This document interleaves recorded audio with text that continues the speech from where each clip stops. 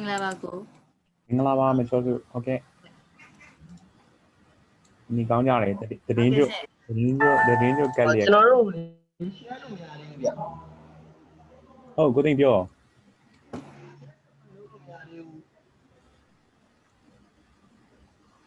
Good thing, Jala.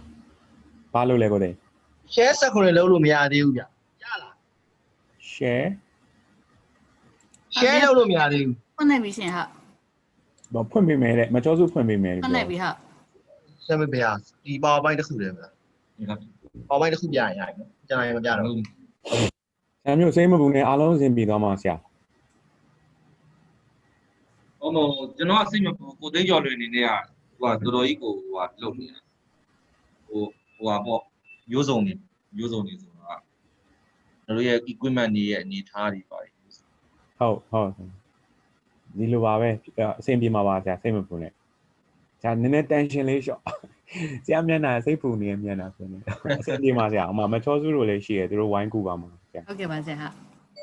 Wali, Machosu makes a pime, the coup Siaoni, Siam, you may also now Uga or coordination Yoma Tiny General Siawana. Okay, but they have. The Safe Crop Project Kulo, Pure and Lolo when you be near Papa Bima to Gidome. Nanganyada Yoshi to Italy Yaugalo. Do let join in. Okay, but they have. Okay, but they are 1,000. Yeah.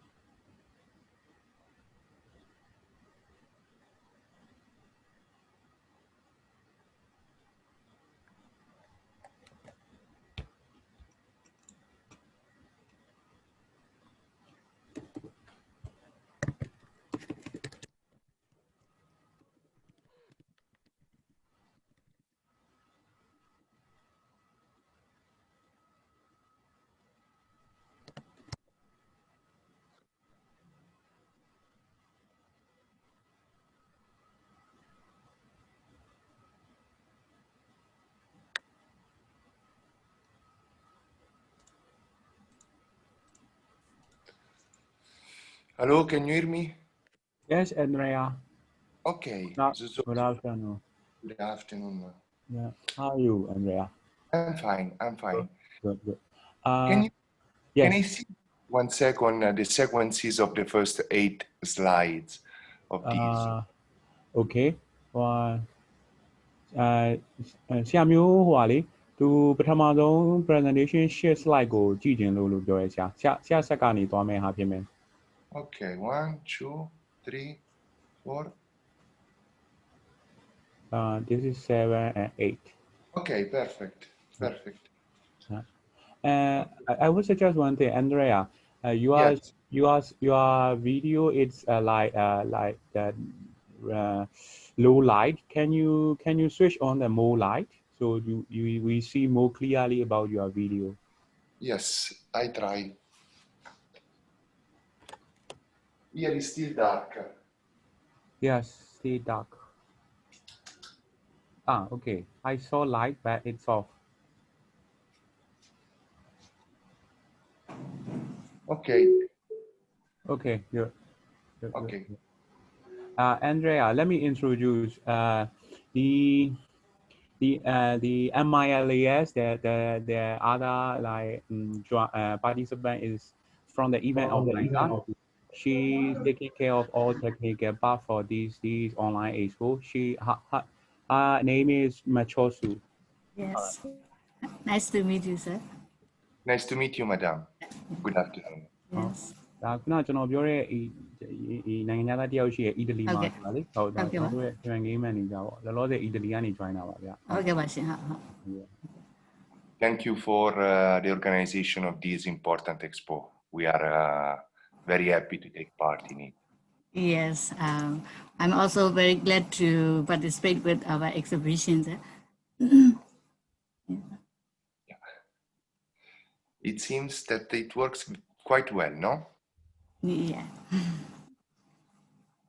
And the other one I have to introduce is Uzani. Yeah, he is the one with the glasses. Now it's CESVI cool. It's something written like that. Yeah. Yes. Nice to meet you, sir. Hello, nice to meet you. Nice to meet you. It's Andrea Ricci. I'm project manager of CESVI, and we are thankful to the organizer of this agro fair for this important event. Thank you very much. Yes, thank you.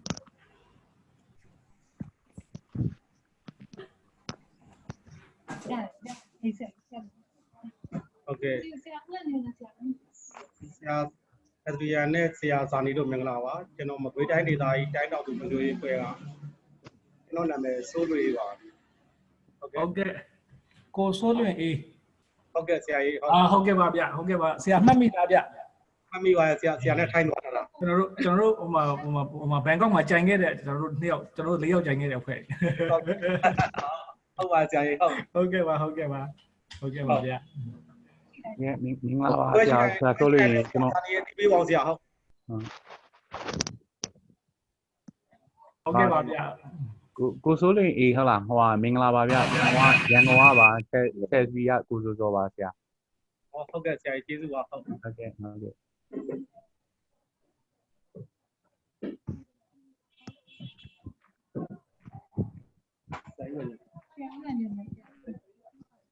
ကျမ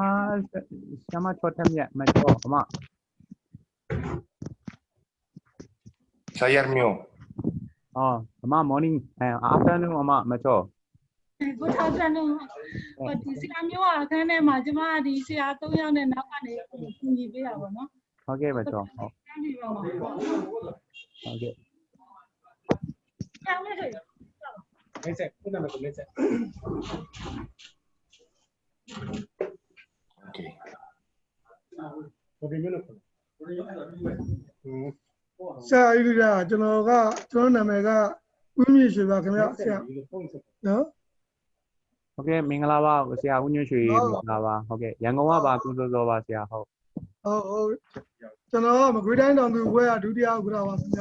ဟုတ်ကဲ့ပါတွေ့ရတာဝမ်းသာပါတယ်ဆရာဟုတ်ကဲ့ ဟုတ်ဆရာ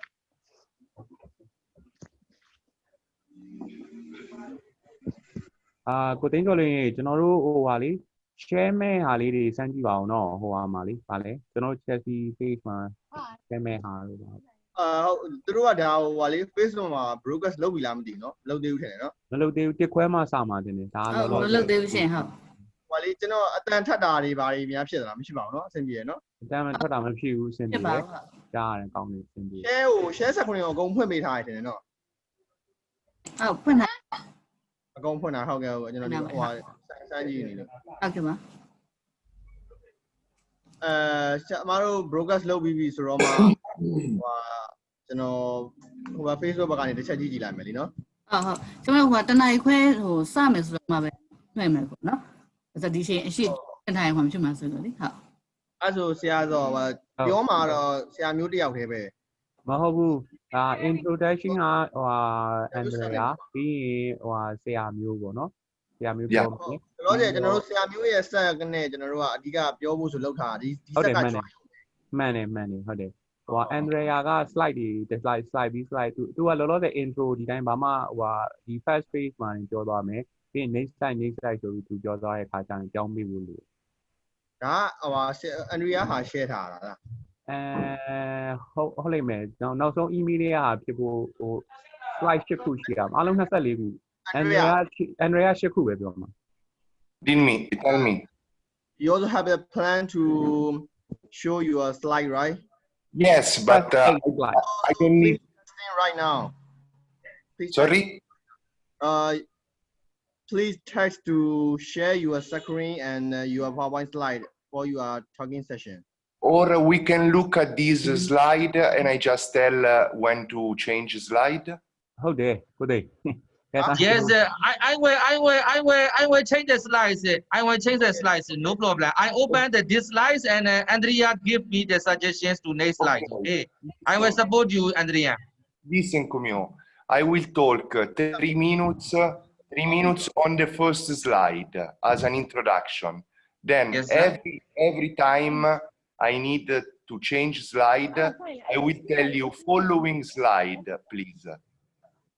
Okay, this is the code. Following slide. Following slide ဆိုရင်နောက်တဲ့တစ်မျက်နှာကိုပြောင်းပေးလိုက်ရင်အဆင်ပြေပြီလို့ပြောပါတယ် Okay. Okay. Thank you very much. Guys, I go 1 second to the top to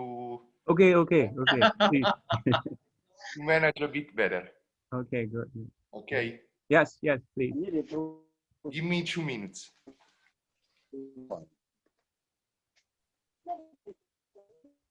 Sia မိတ်ဆက်ပေါင်းမယ်ဒီဘက်ကဆရာနော် Okay. ဆရာကျွန်တော်နာမည်ကဦးဟန်ညုံပါမကွေးတိုင်းဒေသကြီးတောင်သူဖွံ့ဖြိုးရေးအဖွဲ့ရဲ့ဥက္ကဋ္ဌတာဝန်ယူထားပါတယ်ခင်ဗျာ Okay เนาะမင်္ဂလာပါဆရာကြီးဟုတ်ဆရာတို့တော့ကျွန်တော်ဓာတ်ပုံတွေတွေကအရင်ရင်းနှီးတယ်လူကတော့ line ပေါ်မှာအခုမှတွေ့ဘူးတာပေါ့เนาะကျွန်တော်ကိုစောစောပါခင်ဗျာရန်ကုန်ရုံးကပါဆရာမင်္ဂလာပါခင်ဗျာ ဟုတ်ကဲ့ပါခင်ဗျာမင်္ဂလာပါဆရာဟုတ်ကဲ့ပါ ဟုတ်ဟိုဒီဘက်မှာတခြား participant ဝင်နေရဲ့ဟိုဆရာနဲ့ဆရာမနဲ့ရှိသေးတယ်အဲ့ဒါဒီ online expo ကို organizer ပေါ့เนาะအဲ့ဘက်ကပါဆရာမချောစုနဲ့နောက်တစ်ယောက်ကဆရာဦးစာနီရဲ့ဟုတ် မင်္ဂလာပါဆရာဟုတ် ဟုတ်ကဲ့ဆရာမင်္ဂလာပါခင်ဗျာ ရှင်နာတော့ဆရာကြီးလည်းဝင်ပြီးမိတ်ဆက်လို့ရတယ်။စာရေးပြန်မိတ်ဆက်လိုက်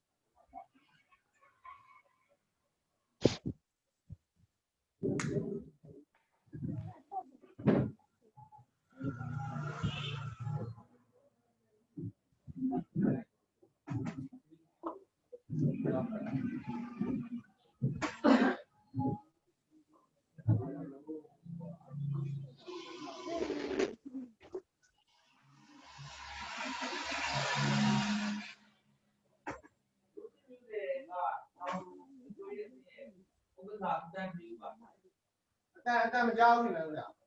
အတန်မဖွင့်ရတယ်ဒီဘက်မှာမကြောက်ရဘူးဒါလေးတော့ပြီးပြီနော်ဒီဘက်ကမပြောနဲ့အတန်ကိုပြီးပေးရတော့ပြောလိုင်းနဲ့ခွက်ဟုတ်ပြီ မင်္ဂလာပါခင်ဗျာကျွန်တော်ကတော့ရွတ်တင်မြင့်တဲ့တောင်လူကွန်ပျူတာအဖွဲ့ဥက္ကဋ္ဌဦးတန်းလေးဦးဖြစ်ပါတယ် ဟုတ်ကဲ့မင်္ဂလာပါဆရာဦးစန်းလင်းဦးဟုတ်ကဲ့ရန်ကုန်ရုံးကပါခင်ဗျာကိုစုတော်ပါ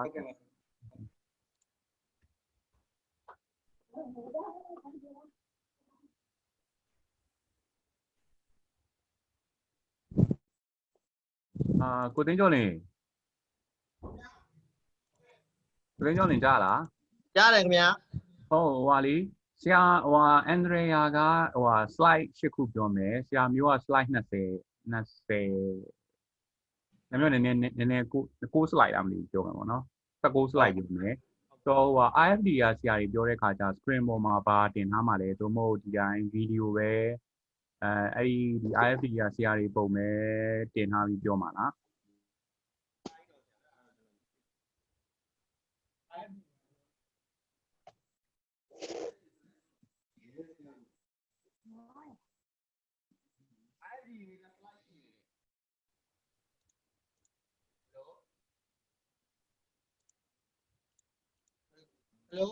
ဟုတ်ကြားလားဗျ IFD ကိုသိန်းဆရာမျိုးတို့ slide ပြီးသွားလို့ရှိရင် slide ကမရှိတော့ဘူးဆရာမျိုးကနောက်ဆုံးပိတ်မှာပေါ့နော်နောက်ဆုံးပိတ်တဲ့ခါကျရင်ဒီ PowerPoint presentation ကိုပိတ်လိုက်မှာလားဆရာဒီ IFD ကဆရာတွေရဲ့ဒီပြောတဲ့ဟာတက်ပဲဒီတိုင်းရုပ်ပဲဗီဒီယိုပဲတင်မှာလားဘယ်လိုမျိုးအဲ့ဒါလေး IFD ဒီ slide ကတက်ရှိပြီးသားကိုဖွင့်ပေးပါတယ် ဟောရှိပြီးသားဒါလည်းပေါင်းပြီးသားလားဒီထဲမှာဖြစ်နေတော့ပေါင်းပြီးသားအဲ့ချိန်မှာရှိတယ်ခိုက်လို့အဲ့တောင်နားမှာထိုင်နေလို့ဒီလောက်ဟိုမှာရတယ်ဆရာပေါ်မ slide ပေါင်း24ခုရှိတယ်ဟယ်လိုဟုတ်ပေါ်မ slide ပေါင်း24ခုရှိတယ်ဆရာဟုတ်ပေါင်းပြီးသားလို့ဆရာပြောတယ်24ခုရှိတာ IFD ကဆရာတွေရောပြောမဲ့ဟာရောပါပြီလားဆရာ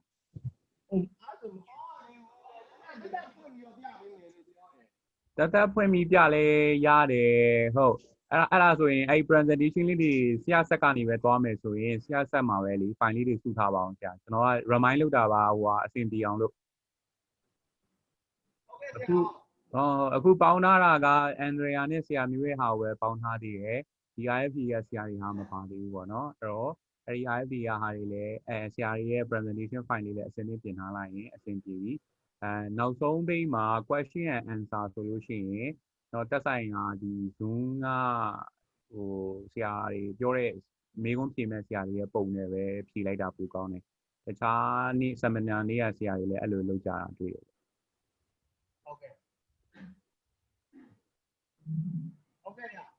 Okay. Okay.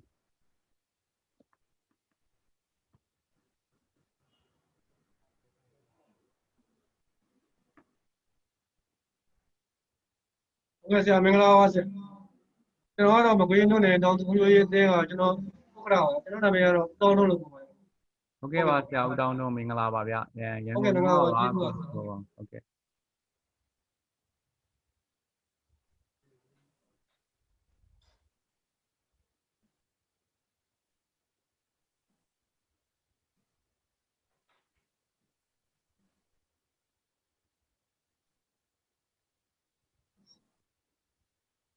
Okay, Mingla was ya. Okay. Okay, you know, we knew down to the where. Put the lunga, and I move.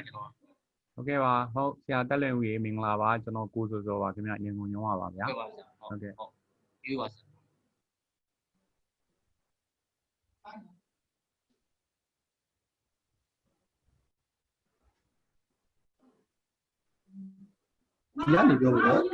Mingla was ya. Okay. You know what? You did you name. Found you for it. We move. Put it on. Okay ပါဆရာတက်ထွန်းအောင်ရေမင်္ဂလာပါဗျာကျွန်တော်ကိုစိုးစိုးပါရန်ကုန်ရုံးပါဆရာ Okay. ဆရာတို့မိတ်ဆက်ပါကနာထားပြီးလိုက်ဆရာ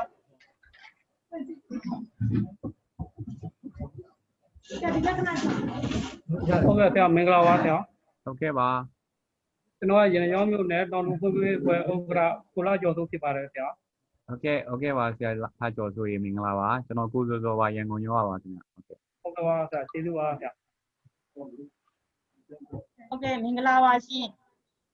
ကျမနာမည်ကတော့တင်တင်ညွန့်ဖြစ်ပါတယ်ကျမကတော့တိုင်းတောင်ပြည်ကွန်ပျူတာဖွဲ့မှာဆိုရင်တော့ဘာသာရေးမှုဖြစ်ပါတယ်ရှင်ဟုတ်ကျေးဇူးတင်ပါတယ်ရှင် ဟုတ်ကဲ့ပါဆရာမမင်္ဂလာပါခင်ဗျာကိုစိုးစိုးပါဟုတ်ရန်ကုန်ရုံးပါ ဆရာမင်္ဂလာပါကျွန်တော်ကကျွန်တော်ကိုရဥက္ကဋ္ဌဦးစောဝင်းမှာဖြစ်ပါတယ်ခင်ဗျာ ဆရာစောဝင်းမောင်မင်္ဂလာပါဗျာဟုတ်ကိုစိုးစိုးပါဆရာရန်ကုန်ရုံးပါဟုတ်ကဲ့ ဆရာကျေးဇူးတင်ပါတယ်ခင်ဗျာ ဆရာသိနေအောင် ဟုတ်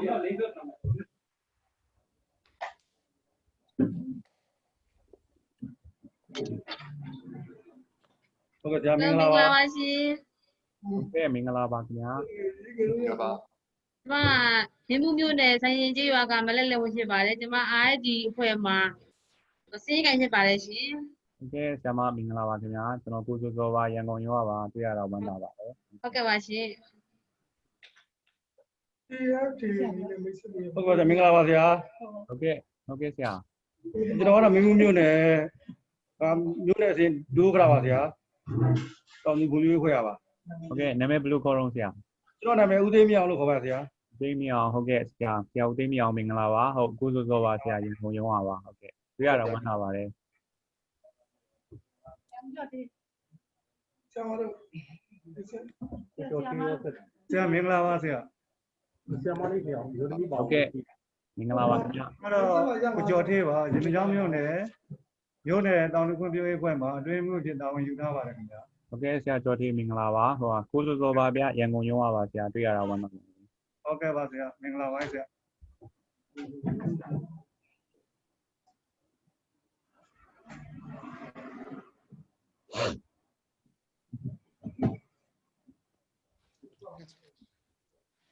ဆရာမျက်နှာဖုံးကလေဆရာမျိုးမင်းအောင်မျက်နှာဖုံးကဘယ်ဘက်လေးကိုတက်နေဆရာနည်းနည်းလေးအောက်ကိုဆွဲချလိုက်ရင်ပိုကြည့်ကောင်းပါမယ် ဘာကြီးတို့ မျက်နှာဖုံး max မညီဘူးပြင်နေဟုတ်ဟုတ်မင်္ဂလာပါဆရာ ဟုတ်ကဲ့မင်္ဂလာပါခင်ဗျာ ဟုတ်ကျမတိုင်းတောင်သူဖွံ့ဖြိုးရေးအဖွဲ့ဝင်မမတယောက်ဖြစ်ပါတယ်ရှင် ဟု Okay. နာမည်ဘယ်လိုခေါ်တော့ဆရာမ မနွေလို့ခေါ်ရတယ်ရှင် မနွေအေးဟုတ်ကဲ့မင်္ဂလာပါခင်ဗျာကိုစိုးစောပါရန်ကုန်ရောပါခင်ဗျာတွေ့ရတာဝမ်းသာပါတယ် ဟုတ်ပါရှင်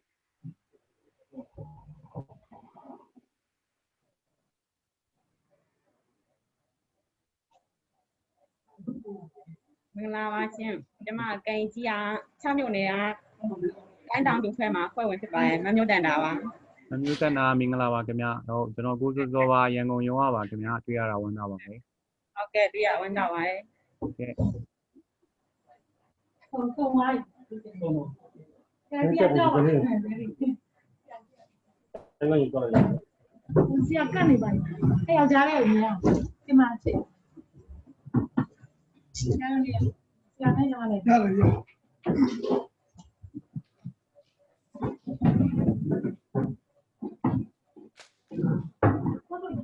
ဟုတ်ပါလားဆင်းပြေပါပြီလားမသိရှင် ဟုတ်ကဲ့ပြည်တယ်ဓမ္မရေဟုတ်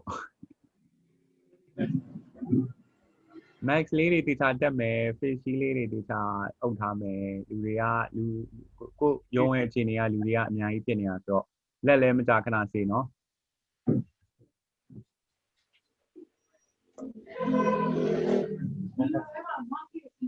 Good day Max လက်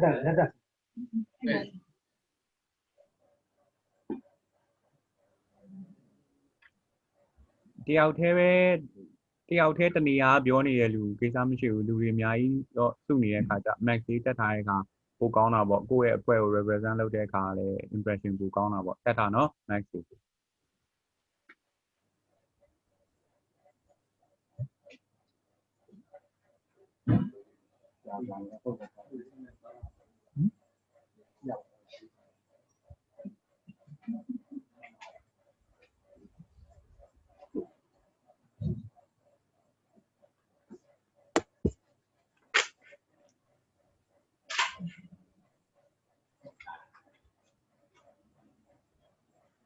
ဆရာဦးရဲ့ညွှန်းတို့သတင်းကျွတ်ပွဲဘာကြီးလောက်ကြလဲဆရာ ကိုရဆရာကိုပြည့်နေဆိုတော့ဘာမှဟောမနေကိုကွာဒီထုံးစံအတိုင်းပဲဘုံရောင်းသွားပြီးဆုံးဖို့တော့ပဲရှိတယ်ဆရာအဲ့ဒါတော့ဒီလိုလေးနဲ့မဟုတ်ဘူးဆရာ ဟုတ်ကဲ့ကောင်းပါတယ်ဆရာကျွန်တော်တို့ကဘုန်းကြီးကျောင်းသွားလို့ရသေးတယ်ရန်ကုန်မှာကျွန်တော်တို့ကအင်ဂျင်ကိုတွက်လို့မရဘူးအင်ဂျင်ကိုတွက်လို့မရအိမ်ထဲကနေပဲရှိရဖျားရှိရလူကြီးပဲပေါ့ဒီကိုဒါပဲလုပ်တယ်ဟုတ်ကဲ့ပါဆရာ ကျမကြီး view site ကြနော်ဆရာတို့ဟုတ်ကဲ့ပါခင်ဗျာ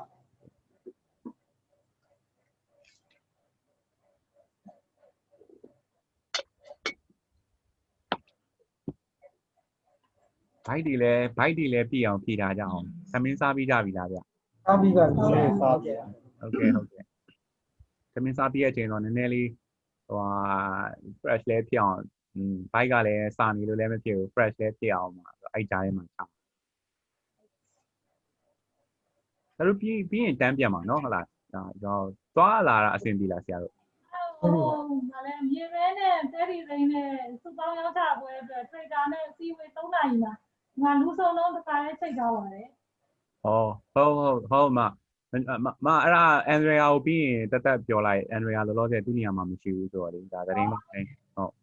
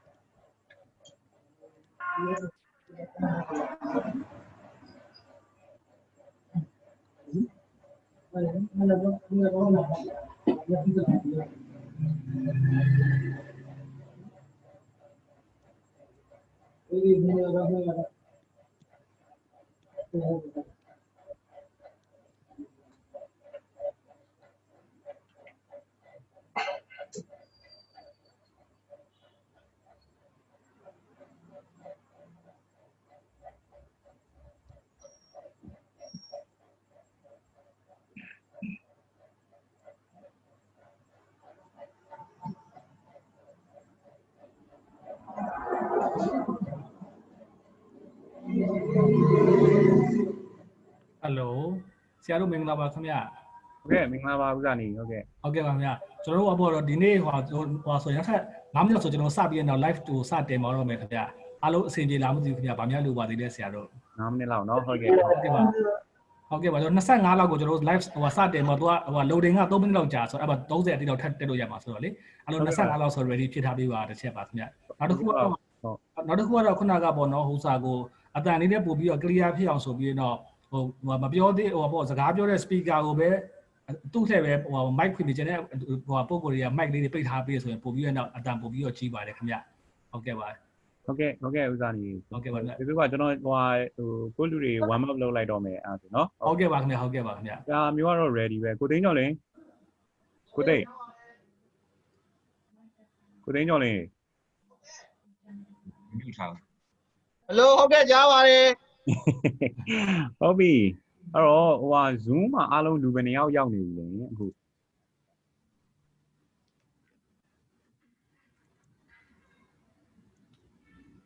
10ရောက်ပါအခုတော့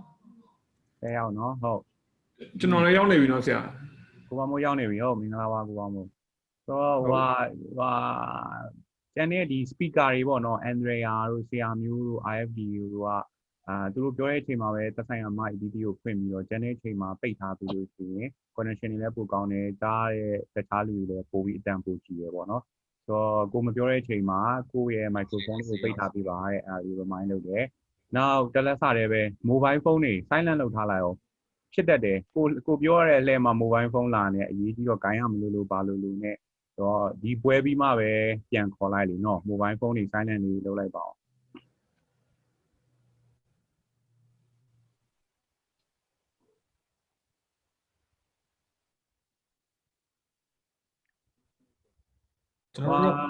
ကိုပါမိုးတခြားဒီ Zoom က join မဲ့ကိုလူတွေနေရာလူတွေပြောပြီးပြီလား remind လုပ်လိုက်ပါအောင်ပြောပြီလားဟုတ်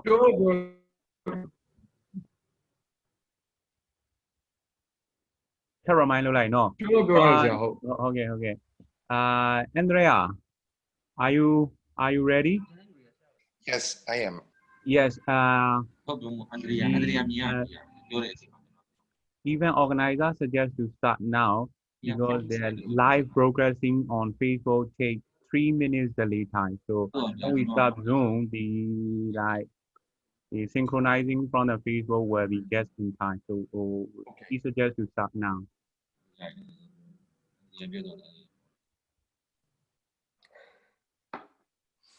Okay. We can start now. So everybody ready? Yes. Okay. တန်းတဲ့လူတွေ mute လုပ်ထားလိုက်အောင်နော်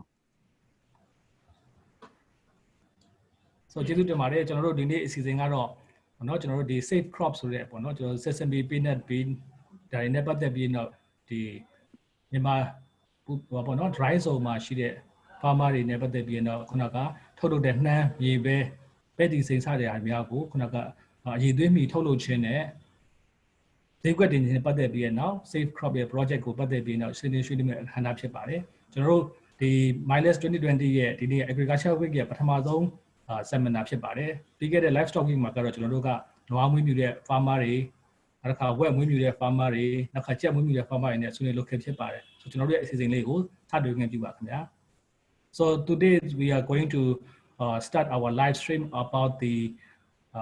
safe crops project that is for the dry zone farmers, especially for the sesame, peanut, and bean. So last week we are organizing the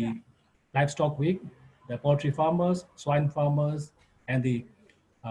cattle farmers are joining the show. So this week we are going to start with the agriculture from your safe crops project. So let's start our session. Okay. So we'll start for the live streaming. Okay, live streaming carry on.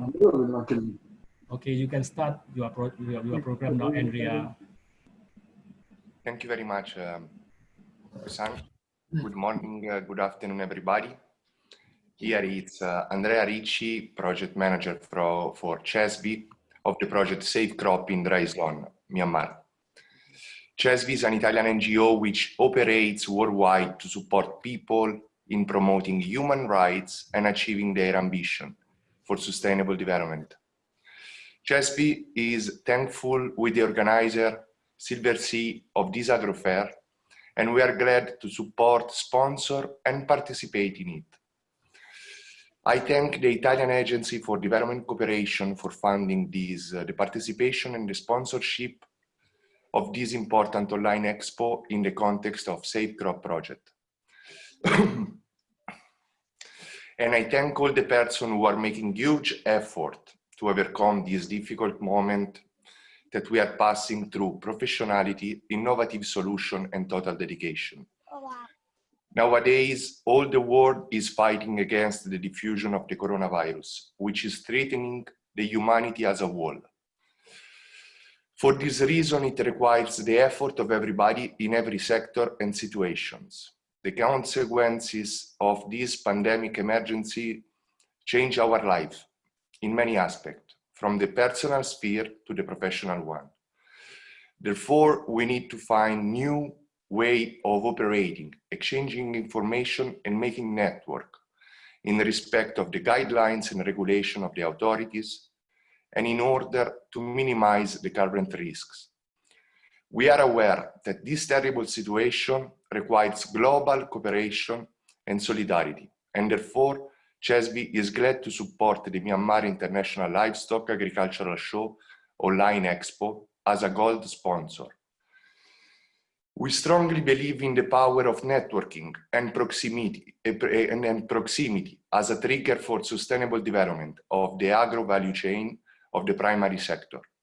And we believe that despite the situation, we could find efficient, innovative, and interacting ways of communicating, making business, and supporting farmers and actors of the overall agricultural, livestock, and fishery sector. I think that this online Agro Expo could be an interesting opportunity to strengthen the mutual knowledge among stakeholders and to create long-term connection. In this regard, CESVI welcomes the expression of interest of who is willing to know more about our job and activities in Myanmar. We are here not only to present the effort of CESVI, NAG, and AMS in the context of Safe Crop Project, but also and especially to promote the participation of the Regional Development Farmer Association of Magway, the RFDA, the farmer association that the project is supporting in production, marketing, and governance. The representative of the RFDA are connected from the field office in Magway and Yanajao together with CESVI staff. I thank all of them for their huge effort done in this situation. As I mentioned, our participation in the Agro Fair is in the context of Safe Crop Project, sesame, peanut, bean, resilient community economy and sustainable production organization in dry zone, Myanmar, a project funded by the Italian Agency for Development Cooperation with almost 2 million euro. The project is implemented by CESVI, an international NGO established in 1985 and based in Italy, which currently is represented in 23 countries globally and operates in Myanmar for 20 years. The project is implemented with NAG, Network Activity Group, one of the main Burmese NGO in the sector of rural development and with long experience in dry zone, and with AMS, Association Microfinance and Development, an Italian organization with expertise in financial inclusion for disadvantaged group of people. The project has a duration of 38 months until the 31st of October 2022 and intends to contribute to the inclusive rural development in dry zone, activating synergy into sustainable collaboration with the actor of the value chains. The project is implemented in 5 townships in Magway region, Magway, Minbu, Yanajao, Chok, and Myote, and in 10 villages for each of these townships for a total of 50 villages. Following slide, please. In this regard, the project intervenes in 3 components of the value chain: on production aspects, increasing local availability of adapted variety of seeds, and promoting the application of certified cultivation techniques, the good agricultural practice, the GAP. In access to market, favoring joint selling through the only farmer association present at regional level in dry zone, the RFDA, facilitating contract farming and networking in the value chain. And the project intervenes on governance aspect, strengthening the associative organization, promoting multi-actor participatory planning of service and synergetic value chain policies. Following slide, please.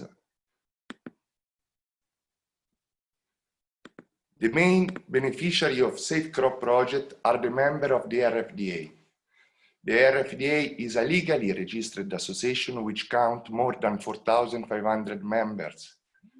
located in 7 townships and 90 villages in Magway region.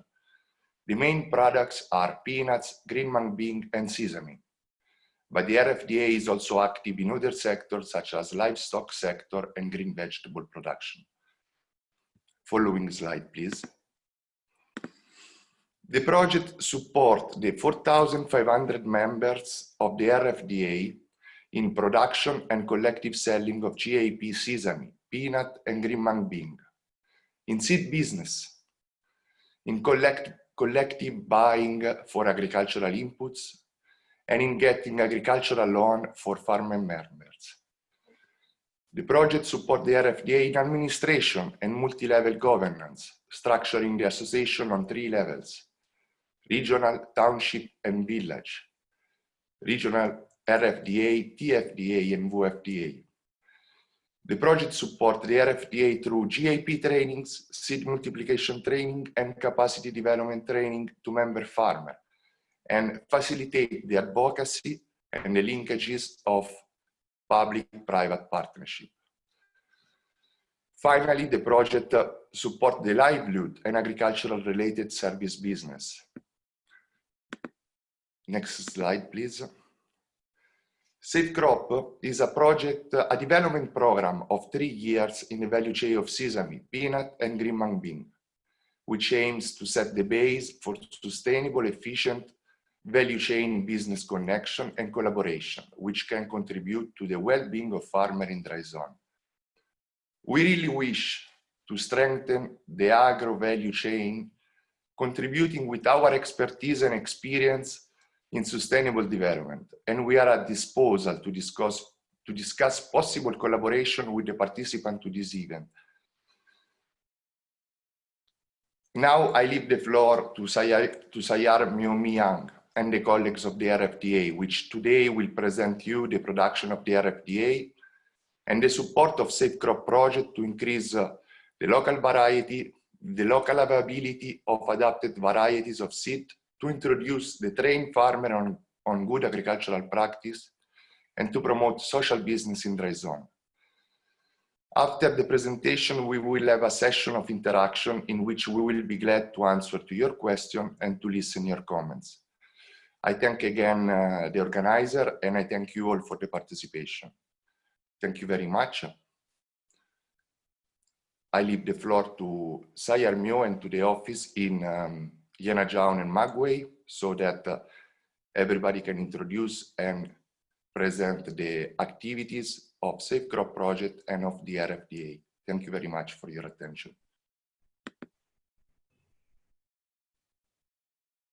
Thank you, Adrian, for your kindly introduction and addressing our project context and kindly introduction. Just thank you for your kind collaboration and this kinds of project introduction. Thank you, Adrian. So I would like to continue to present about the RFDA main activity, like the good agricultural practice for the sesame, peanut, and green mung bean. So project is promote that increases the local capability of the adaptive variety of seed through the trained seed multiplier farmers and community manage the seed bank mechanism to produce the certified and resilience production. So this includes that our RFDA the production site has included 3 components. One is the seed availability to increase the GAP production. Second point is the good agricultural practices. As you know, in Myanmar, the government announced the protocol of GAP, the GAP production to the farmers for the food safety and security. To produce the qualified production for sesame, peanut, and green man bean. This is the very opportunities for us and for RFGA and for the farmers. Already,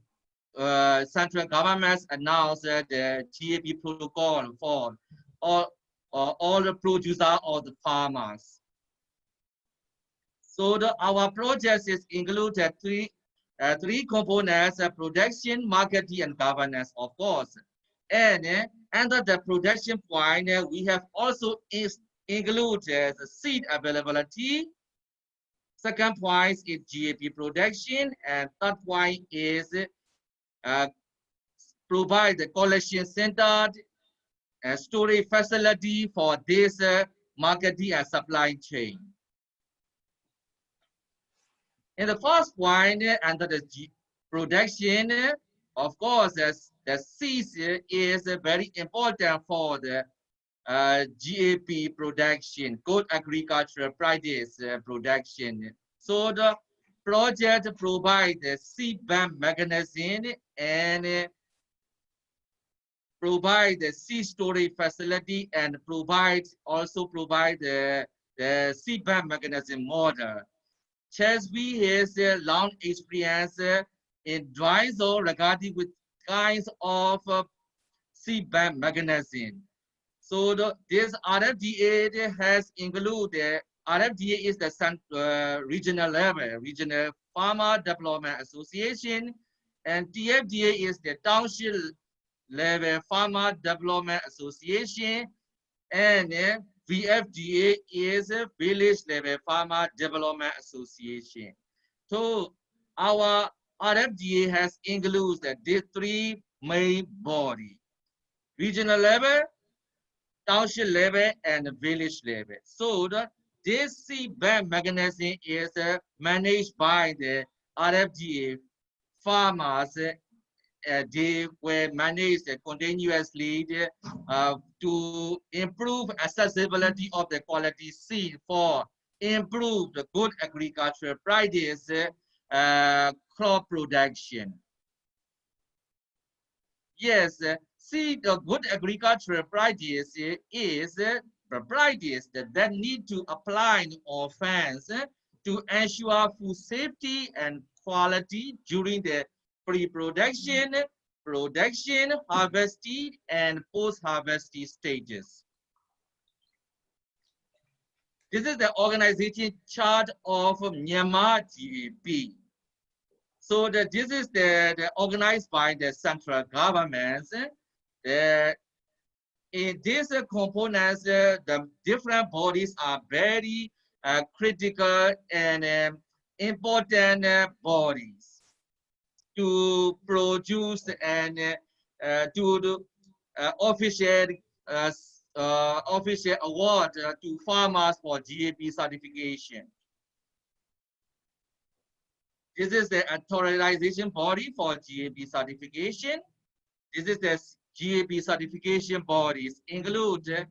general directors from the Department of Agriculture, Ministry of Agriculture, Livestock and Irrigation. And this is you also see that in 12 stakeholders are involved in these kinds of GAP certification body. So this model is our good agricultural practice model for RFGA. So our RFGAs are using this kinds of model. As you know, our project team, our project partners are provide technical support to the GAP farmers, but also the quality input for GAP farmers. So the extension department from regional agriculture department is provide technical support to the RFGA members who are the GAP producer. In the meanwhile, soil test and water test also facilitated by the project team to test and the clean or the free metals.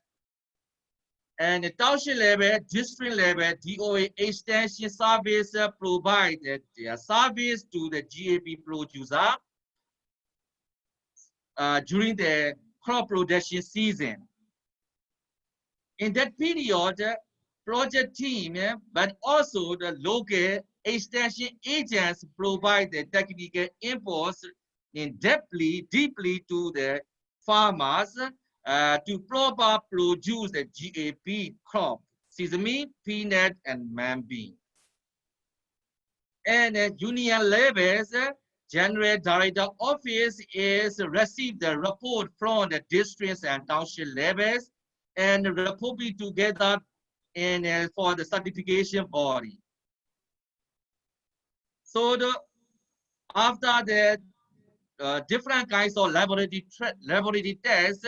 our farmers will receive the GAP certificates to sell GAP products, sesame, peanut, and mung to international markets, to international buyers for export. In the meanwhile, CESVI has also provided some logistically support like to participate in these kinds of agro export. During at this moment, CESVI facilitate to RFGA member to participate in the online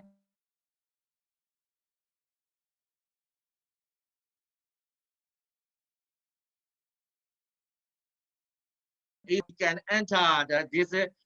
online traded agro fairs and exports. CESVI will facilitate to the RFGA to involve these kinds of event to get the networking for the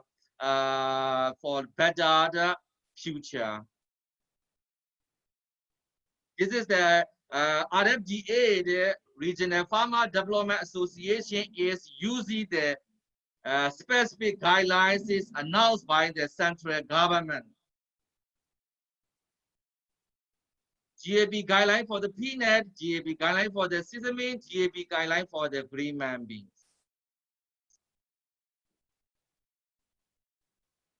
So in this first year of the project,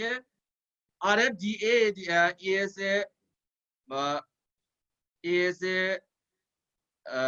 can export 780 metric tons of the sesame.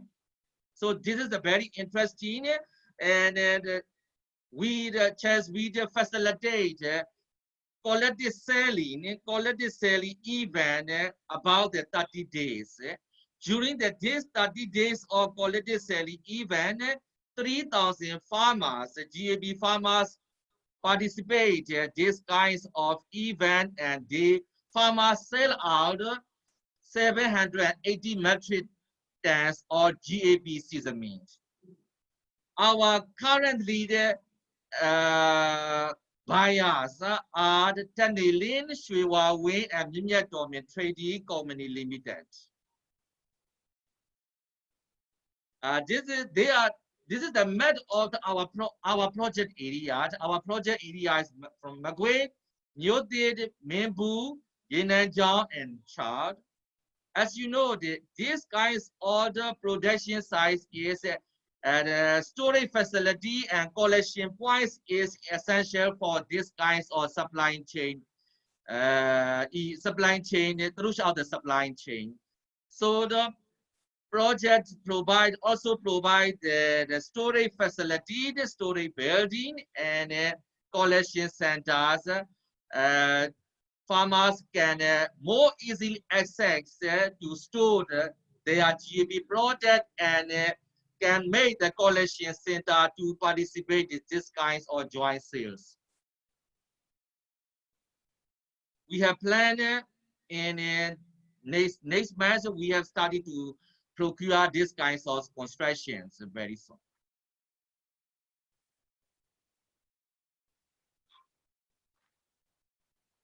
So thank you. We are especially thanks to all of the participants and organizers. Thank you, and my best wishes for very successful our online event expos. So they are the RFGA the contact person. You can see it in our PowerPoint. So thank you all. I am Pobyo Myomaya from Sector Manager from CESVI, Myanmar.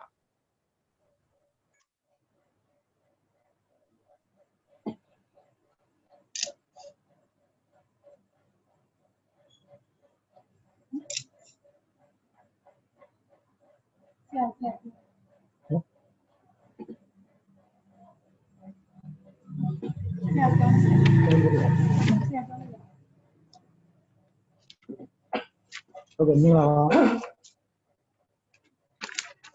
Cho nên là mẹ nhiều.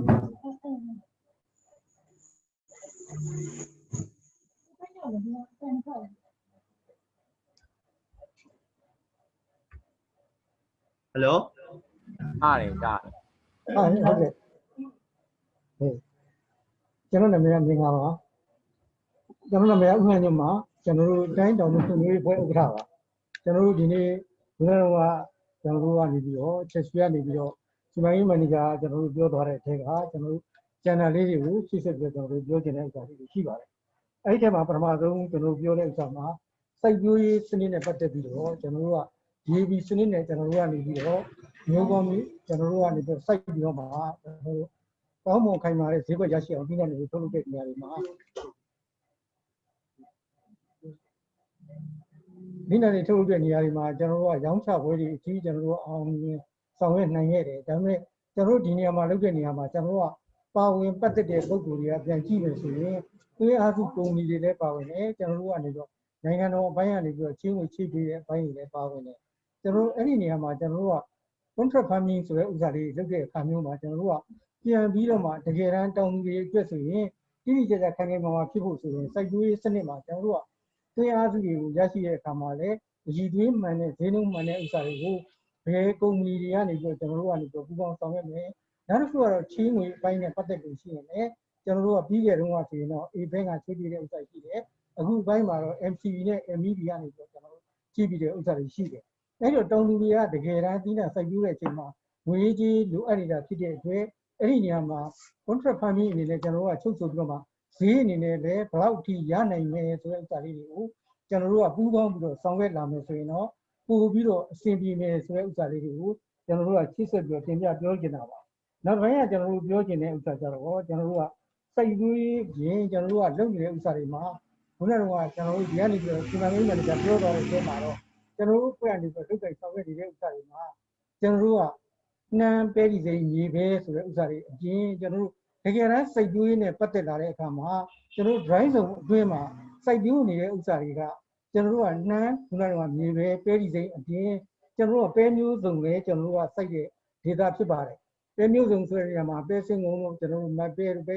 ကျွန်တော်တို့ပြန်ကြည့်ရင်ပဲလွန်းလို့ကျွန်တော်တို့ကနေတော့ပဲမျိုးစုံပေါ့ဒီပဲကြီးကိုနောက်ဆုံးမှာကျွန်တော်တို့ကအိမ်မိဖို့ကြောင့်ပစ္စည်းအနေနဲ့ဆိုရင်လည်းခင်းသီးရဲ့အစုံပဲကျွန်တော်တို့စိုက်တယ်အဲ့ဒီပြင်ခင်းညင်သီးတို့မြုပ်သီးတို့ကျွန်တော်တို့ကနောက်တစ်ခုကတော့ကြက်သွန်လို့ဆိုတဲ့ဥစ္စာတွေလည်းစိုက်တဲ့အခါမှာကျွန်တော်တို့အပိုင်းကနေပြီးတော့အတွေ့အကြုံရှိပြီးသားတောင်သူတွေလည်းကျွန်တော်တို့အထက်မှာအများကြီးရှိနေတယ်ကျွန်တော်တို့မှာတောင်သူမြန်မာပေါင်းက400လောက်ရှိနေတဲ့အခါကျတော့အဲ့ဒီတောင်သူတွေထဲမှာကိုပဲသူတို့ကကျွမ်းကျင်ရတွေမှာစိုက်ပျိုးနိုင်တဲ့ပုဂ္ဂိုလ်တွေအများကြီးရှိတယ်ဆိုတဲ့အခါကျတော့ဒီလုပ်ငန်းတွေမှာလည်းကျွန်တော်တို့ကနေပြီးတော့ဘယ်လုပ်ငန်းတွေကိုကျွန်တော်တို့ကပူးပေါင်းဆောင်ရွက်ပြီးစိုက်ပျိုးတဲ့အချိန်ကစပြီးတော့ ဒီစနစ်သစ်တွေနဲ့ပေါ့ခုနကကျွန်တော်တို့စပြီးတော့စိုက်တဲ့ဥစ္စာ DAB ဆိုတဲ့ agriculture practice ဆိုတဲ့ဥစ္စာနဲ့လုပ်ကြလို့ဒီနေရာတွေမှာလည်းကျွန်တော်တို့ကဘေးကင်းလုံခြုံတဲ့သီးနှံတွေဖြစ်အောင်ဘယ်လိုစိုက်ကြမလဲအဲ့ဒီဥစ္စာဆိုရင်ဒီပညာပိုင်းကကျွန်တော်တို့ကဘယ်လိုပူးပေါင်းပြီးတော့ဆောင်ရွက်မလဲအဲ့ဒီလူတွေစိုက်ပျိုးတဲ့အခါမှာအောင်မြင်အောင်ကျွန်တော်တို့ကဘယ်နည်းဘယ်ပုံနဲ့ကျွန်တော်တို့ကနေပြီးတော့ဒီမှာဆိုရင်ဘေးကအန်ဒီကင်းအောင်ဘာတွေဘယ်လိုစိုက်မလဲဆိုတဲ့ဥစ္စာတွေနဲ့အောင်မြင်တဲ့ဥစ္စာတွေဖြစ်လာဖို့အတွက်ကျွန်တော်တို့ကတော့ငွေကြေးစိုက်ထုတ်တဲ့ပုံကိုယ်တွေရောကျွန်တော်တို့ကတကယ်ကောင်းမှုခိုင်မာတဲ့ပြည်ငြိမ်တဲ့ဈေးကွက်ကောင်းရဖို့အတွက်ကောဆိုရင်ကျွန်တော်တို့ကဘယ်လိုကျွန်တော်တို့ကပူးပေါင်းဆောင်ရွက်မယ် contract စာချုပ်တွေချုပ်ဆိုပြီးမှဘယ်လိုကျွန်တော်တို့ကနေပြီးတော့ခိုင်မာတဲ့ဈေးကွက်ကိုရအောင်လုပ်မယ်ဆိုတဲ့ဥစ္စာတွေဆိုရင်လည်းကျွန်တော်တို့အပိုင်းကနေပြီးတော့ကျွန်တော်တို့ကနေပြီးတော့ပူးပေါင်းနေမှာပဲအဲ့လိုပူးပေါင်းတဲ့အခါမျိုးမှာလည်းအဲ့ဒီဘက်ကပူးပေါင်းလာတဲ့ပုံကိုယ်တွေကျွန်တော်တို့ကနေပြီးတော့ဒီဥစ္စာတွေမှာကျွန်တော်တို့ကနေပြီးတော့တကယ်ဒီပူးပေါင်းမှုမှာအောင်မြင်အောင်ဆိုရင်ကျွန်တော်တို့တိုင်းတောင်မှုမျိုးရေးဖွဲ့ရတယ်ကျွန်တော်တို့မှာဖွဲ့ထားတဲ့ဥစ္စာတွေ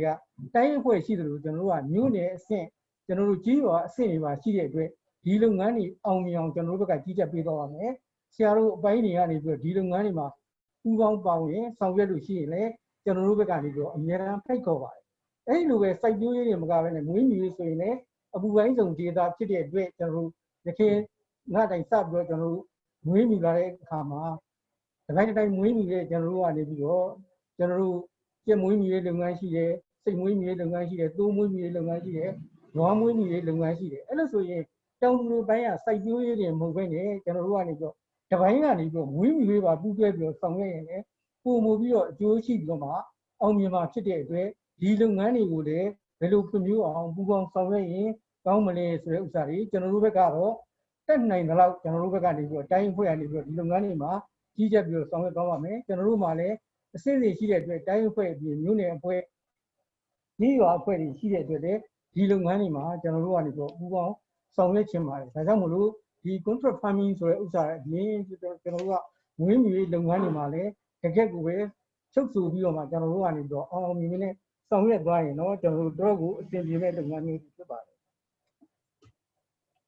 ်နောက်တစ်ခုကတော့ကျွန်တော်တို့ကသွင်းအားစုဝယ်ယူတဲ့အပိုင်းတွေမှာလည်းကျွန်တော်တို့ကနေပြီးတော့အခုကျွန်တော်တို့တကယ်လုပ်နေတဲ့ဥစ္စာတွေကသွင်းအားစုဝယ်ယူတဲ့နေရာတွေမှာဗားရည်နဲ့ချိတ်ဆက်ပြီးတော့ကျွန်တော်တို့ဝယ်ယူတဲ့အခါမှာဒီတောင်သူတွေအတွက်ကျွန်တော်တို့ချိတ်ဆက်တဲ့အခါမျိုးမှာတော့ကုမ္ပဏီတော်တော်များများနဲ့ကျွန်တော်တို့ပြန်ပြီးတော့ချိတ်ဆက်ပြီးဝယ်ယူပါတယ်အဲ့ဒီလိုကုမ္ပဏီတွေဆိုရင်အာမုံကုမ္ပဏီတို့ကျွန်တော်တို့ကရွှေမြေဒီတို့တော်ဝင်အောင်ကျွန်တော်တို့စသည်ဖြင့်ဒီဥစ္စာတွေချုပ်ဆိုပြီးတော့မှဘဏ်တွေကနေပြီးတော့တိမ်ပေါင်းကျွန်တော်တို့ကနေပြီးတော့ MCB ဆိုရင်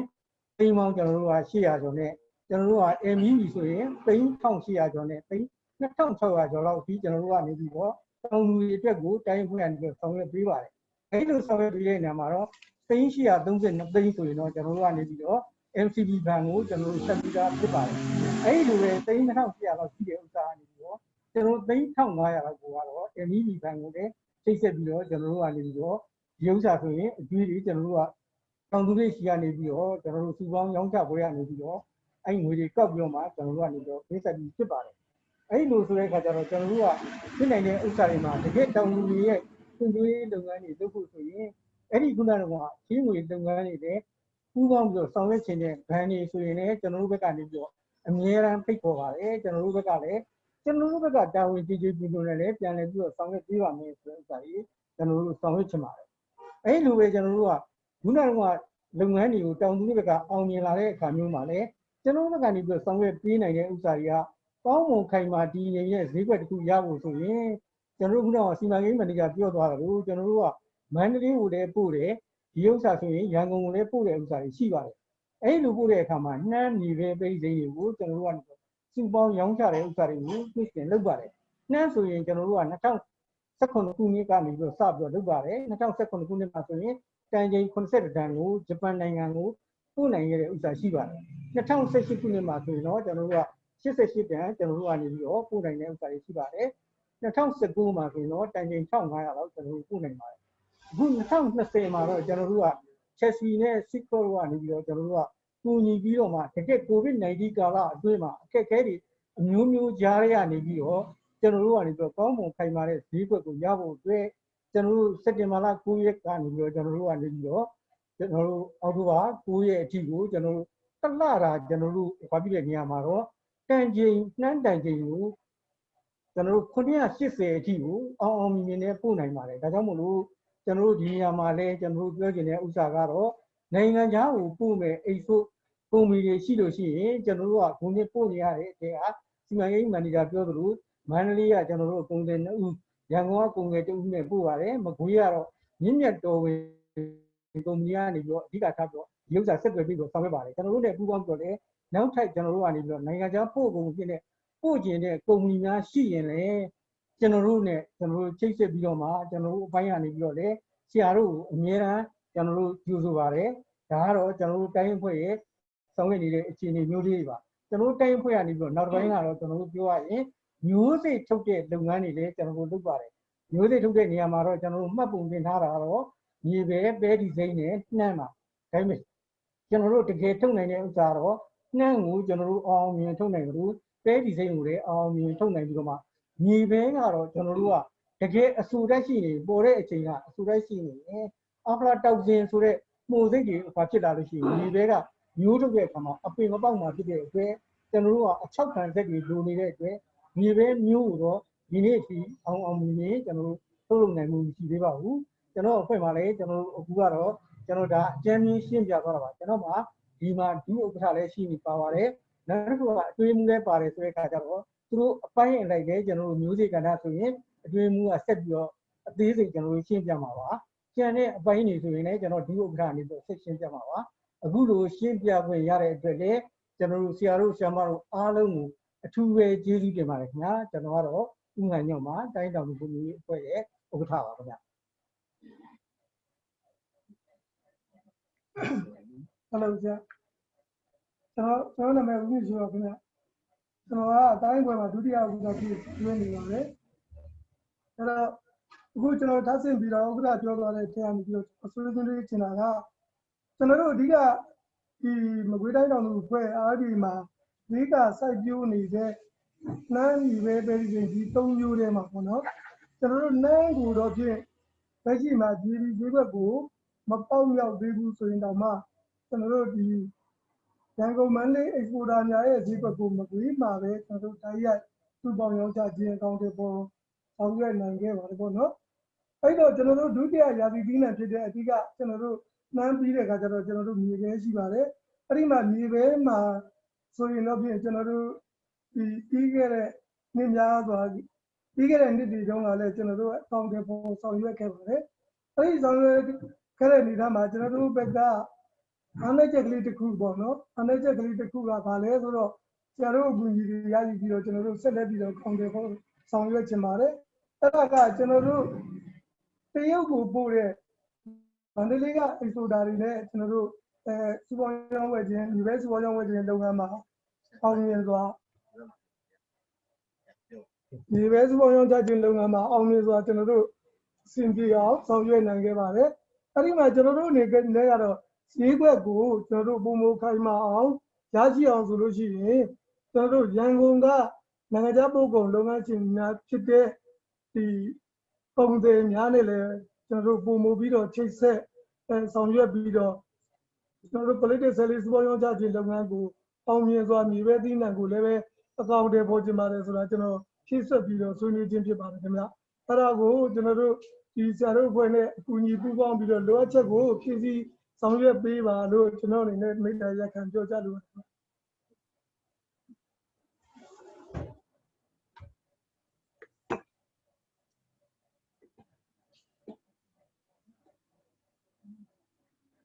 ်ဟုတ်ကဲ့မင်္ဂလာပါကျွန်တော်ရဲ့အဖွဲ့နာမည်ကတော့ဝေတိုင်းဒေသကြီးတိုင်းတောင်သူဖွံ့ဖြိုးရေးအဖွဲ့ကကျွန်တော်ရဲ့အမည်ကိုပြောရမယ်ဆိုတော့ကျွန်တော်နာမည်ဦးစိုးတွေပါတိုင်းတောင်သူဖွံ့ဖြိုးရေးအဖွဲ့ရဲ့အတွင်းမှုဖြစ်ပါတယ်ကျွန်တော်အနေနဲ့ကတော့ဒီနေ့အဖွဲ့ရဲ့လှုပ်ဆောင်မှုအပိုင်းအားလုံးတွေကနေပြီးတော့ဒီမျိုးကောင်းမျိုးသက်ထပ်လုပ်တဲ့အပိုင်းတွေကိုကျွန်တော်ဆွေးနွေးသွားမှာဖြစ်ပါတယ်ဒီမျိုးကောင်းမျိုးသက်ထပ်လုပ်တဲ့အပိုင်းမှာကျွန်တော်တို့နှမ်းမျို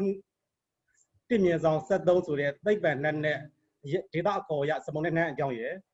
ကျွန်တော်တို့နောက်ထပ်ခုကတော့ပဲတီစိန်ရေစင်း14နှစ်ပဲတီစိန်ရွှေဝါရေစင်း1မျိုးအကြောင်းဖြစ်ပါတယ်ကျွန်တော်တို့ဒီမျိုးသက်ထုတ်လုပ်တဲ့အပိုင်းကိုကျွန်တော်တို့ထုတ်လုပ်နိုင်ရန်ဆိုပြီးတော့2018ခုနှစ်9လပိုင်း17ရက်နေ့ကကျွန်တော်တို့တိုင်းဒေသကြီးတောင်သူဖွံ့ဖြိုးရေးအဖွဲ့ရဲ့ဥက္ကဋ္ဌဦးကညွန့်နေပြီးတော့ နေပြည်တော်မှာမျိုးတန့်ထုတ်လုပ်ဖို့အတွက်ဒီပဲမျိုးစုံနဲ့စီထွက်သီးနှံဆိုပြီးကျွန်တော်တို့သွားပြီးတော့မှတ်ပုံတင်ထားတာရှိပါတယ်ဒီမှတ်ပုံတင်တဲ့အနေအထားအရကျွန်တော်တို့မျိုးကိုစထုတ်လိုက်တဲ့အခါမှာကျွန်တော်တို့တောင်သူဟာမီယိုဖလာဒေတာမျိုးကိုထုတ်လုပ်တဲ့အခါမှာကောင်းမွန်ခိုင်မာတဲ့ဈေးကွက်ကိုသွားတဲ့နေရာမှာအခက်အခဲရှိတဲ့အတွက်ကြောင့်ဒါနဲ့ပတ်သက်လို့ကျွန်တော်တို့ရဲ့2014အကုန်2015အကုန်မှာ DCA NAC စီမံကိန်းကနေပြီးတော့ကျွန်တော်တို့နှမ်းမျိုးနဲ့ပတ်သက်လို့252သိန်းစတီးပြီးတော့မတီးပြီးတော့ကျွန်တော်တို့စတင်ထုတ်လုပ်နေအောင်ပံ့ပိုးမှုပေးပါတယ်ဒီလိုပံ့ပိုးမှုပေးတော့လဲလုံလောက်မှုရှိသလားဆိုတော့လုံလောက်မှုမရှိတဲ့အတွက်ကြောင့်ကျွန်တော်တို့တိုင်းဥက္ကဋ္ဌဦးအညွန့်နဲ့ကျွန်တော်တို့တိုင်းတော်သူဖွံ့ဖြိုးရေးအဖွဲ့ကဒုဥက္ကဋ္ဌတို့တွဲမှုတို့ကျွန်တော်တို့မကွေးတိုင်းဒေသကြီးစိုက်ပျိုးရေးဦးစီးဌာန DOA ရတိုင်းကြာကြီးဥက္ကမောင်ဝင်းစီကိုသွားပြီးတော့နှမ်းမျိုးလိုအပ်ချက်ကိုကျွန်တော်တို့တင်ပြတောင်းခံပါတယ်အဲ့လိုတောင်းခံတဲ့အခါမှာတိုင်းဒေသကြီး DOA ဦးစီးမှုကလည်းကျွန်တော်တို့လွှတ်တော်အမတ်တွေနဲ့တိုင်ပင်ပြီးတော့နှမ်းမျိုး28တင်ခွဲကိုအခမဲ့ပေးလိုက်တဲ့အခါမှာကျွန်တော်တို့နှမ်းဆိုင်တဲ့ကြေးရွာအနေနဲ့က9ရွာရှိပါတယ်အဲ့မှာကျွန်တော်တို့တောင်သူအဖြစ်49ဦးရှိပါတယ်စိုက်ဧကအဖြစ်195.48ဧကနဲ့စိုက်ပျိုးပြီးတော့တောင်သူတွေမျိုးကောင်းမျိုးသက်ကျွန်တော်တို့လက်မီလာအောင်စီစဉ်ဆောင်ရွက်ပေးနိုင်ပါတယ်ရခိုင်ကဆိုလို့ရှိရင်တောင်သူတွေဟာကြုံအားကြပန်းမျိုးကိုစိုက်တဲ့အတွက်ကြောင့်အပင်ပေါက်ရာခိုင်နှုန်းထိခိုက်ပြီးတော့နှံငင်းတွေကိုထပ်တလဲလဲပြန်လဲပြီးဖြတ်သိမ်းရတဲ့အဆင့်ကနေပြီးတော့အခုဆိုလို့ရှိရင်ကျွန်တော်တို့ဒီမျိုးစေ့မှတ်ပုံတင်နဲ့ကျွန်တော်တို့တောင်သူတွေကိုမျိုးကောင်းမျိုးသက်ပိုင်းနဲ့ပတ်သက်လို့လွဲမှားမှုမရှိအောင်ထုတ်လုပ်ပေးနေတဲ့ကဏ္ဍကိုကျွန်တော်တို့ကြဲပြန့်လုပ်ပေးနိုင်တယ်လို့ကျွန်တော်တို့ရဲ့တိုင်းအတွင်းကမိဘအဖွဲ့အစည်းတွေတိုင်းအတွင်းအပြင်ကျွန်တော်တို့ကယားပြည်နယ်တို့ကရင်ပြည်နယ်တို့ဟောဖြတ်နိုင်တဲ့အနေအထားရှိလာပါပြီဒီလိုပံ့ပိုးမှုပိုင်းမှာလည်းကျွန်တော်တို့နောက်ထပ်တစ်ခုကပဲဒီစိမ်းဆိုရင်2018ခုနှစ်မှာကျွန်တော်3လပိုင်း23ရက်ကနေပြီးတော့17လပိုင်း9ရက်နေ့အထိ486သိန်း9500ကို P4 စီမံကိန်းဒနာတို့ ICC ကနေပံ့ပိုးလိုက်တဲ့အတွက်ကြောင့်ကျွန်တော်တို့ပဲဒီစိမ်းမှာလည်းမျိုးလုံလောက်အောင်ဖြန့်ဖြူးပေးနိုင်တဲ့အပြင်အခုဆိုလို့ရှိရင်ကျွန်တော်တို့ဒီ FAO ရဲ့ဒီမျိုးဝယ်မှုတင်တာအောင်တဲ့စနစ်ကိုဆရာဖြိုးစင်တို့နဲ့ချိတ်ဆက်ပြီးတော့ကျွန်တော်တို့ရေစင်း14ပဲဒီစိမ်းမျိုးကိုပြီးခဲ့တဲ့လကပဲကျွန်တော်တို့ဖြန့်ဖြူးပြီးတော့ရောင်းချပေးနိုင်တဲ့အတွက်ကြောင့်အဆိုပါမျိုးရရှိတဲ့ဒေသမှာမျိုးကောင်းမျိုးသက်နဲ့ပတ်သက်လို့ကျွန်တော်တို့ယုံကြည်စိတ်ချရတဲ့မျိုးကိုကျွန်တော်တို့ထုတ်လုပ်ပေးနိုင်ခြင်းဖြစ်ပါတယ်ဒါပေမဲ့ဒီနေ့2019ကျွန်တော်မိုးမှာကျွန်တော်တို့တောင်သူ49ဦးစိုက်ဧက195.48ဧကကြေးရွာ9ရွာမှာမျိုးတန်ထုတ်လုပ်တော့လဲကျွန်တော်တို့ရာသီဥတုအနေထားအရမိုးခေါင်ပြီးတော့နှမ်းသီးနှံတွေကကျွန်တော်တို့မျိုးအဆင့်တန်းဝင်တဲ့သီးနှံကိုကျွန်တော်တို့တင်းပေါင်း1000မှန်းထားပါတယ်အဲ့1000မှန်းထားတဲ့အတိုင်းအတာမှာကျွန်တော်တို့ရာသီဥတုဖောက်ဖျက်ပြီးမိုးခေါင်သွားတဲ့အတွက်ကြောင့်တင်းပေါင်း459တင်းပဲကျွန်တော်တို့ပြန်လည်ပြီးတော့မျိုးအဖြစ်အဆင့်တန်းမိတဲ့မျိုးကိုရရှိတာဖြစ်ပါတယ်ဒီမျိုးတွေကိုလည်းကျွန်တော်တို့အခု DOA တက်ခွဲကမ်းမှာကျွန်တော်စမ်းသပ်ပြီးတော့လာမယ့်နှစ်မှာမျိုးအဖြစ်စိုက်ပျိုးရန်သိမ့်မသိဆိုတဲ့အဖြေကိုတင်ပြတောင်းခံလိုက်တဲ့အခါမှာဒီဝယ်ယူထားတဲ့459တင်းကိုတော့သူတို့မျိုးအဖြစ်တော့စိုက်လို့ရရည်စတင်ပြီးထုတ်ပေးတာက2018ခုလပိုင်း17ရက်ကထုတ်ပေးတဲ့အတွက်ကြောင့်2021မှာဒီမျိုးတစ်ချိန်စိုက်ပြီးနောက်ထပ်မျိုးသစ်400ပါမယ်ဆိုတာကိုကျွန်တော်တို့ DOA ဌာနတိုင်းမျိုးစေ့တာဝန်ခံဒေါ်ခန္တတိုက်ကလမ်းညွှန်လာတဲ့အတွက်ကြောင့်ကျွန်တော်တို့တိုင်းကြာကြီးဦးလေးမြတ်စီမှာပဲမျိုးနဲ့ပတ်သက်လို့အသစ်လဲလှယ်မှရမယ့်အနေအထားမျိုးဖြစ်တဲ့အတွက်ကြောင့်ထပ်မံပြီးတော့အစီရင်ခံစာတင်ပြထားပါတယ်ရဖို့အလားအလာရှိပါတယ်ဒါပေမဲ့ပြီးခဲ့တဲ့2018တော့28တန်းခွဲအခမဲ့ရတော့လဲဒီနှစ်မှာတော့အခမဲ့ပေးမလားကျွန်တော်တို့ဝယ်ယူရမလားဆိုတာတော့ကျွန်တော်တို့အဖြေရှာနေသေးပါနောက်တစ်ခါနှမ်းမျိုးနဲ့ပတ်သက်လို့ဒီ2020ကိုတောင်သူတွေရဲ့မျိုးလိုအပ်ချက်အရာ2020မှာကျွန်တော်တို့တောင်သူတွေရဲ့မျိုးလိုအပ်ချက်အရာနှမ်းမျိုးကလိုအပ်နေတာရှိပါတယ်အဲ့လိုအပ်တဲ့နှမ်းမျိုးကိုကျွန်တော်တို့ရဲ့အဖွဲ့ဝင်တောင်သူကမန်ပါဝင်ထားတဲ့တောင်သူပြီး4295ယောက်ရှိတယ်ဒီ4295ယောက်ကိုကျွန်တော်တို့ကကောင်းမွန်ခိုင်မာတဲ့မျိုးကောင်းမျိုးသက်ကိုစားပစ်ပေးမယ်ဆိုရင်ဒီဘိုးစီမံကိန်းကမျိုးလိုအပ်ချက်ကိုတောင်သူတွေလက်မိစေရန်ဆိုပြီးထပ်ပြီးတော့209သိန်းနဲ့9500ဆက်လက်ပြီးပံ့ပိုးသွားပါတယ်ဒီလိုပံ့ပိုးမှုပိုင်းမှာမျိုးနဲ့ပတ်သက်လို့ကျွန်တော်တို့နှမ်းမျိုးပဲဖြစ်စေပဲဒီစိမ်မျိုးပဲဖြစ်စေဒီ6သိမ့်မှုရာခိုင်နှုန်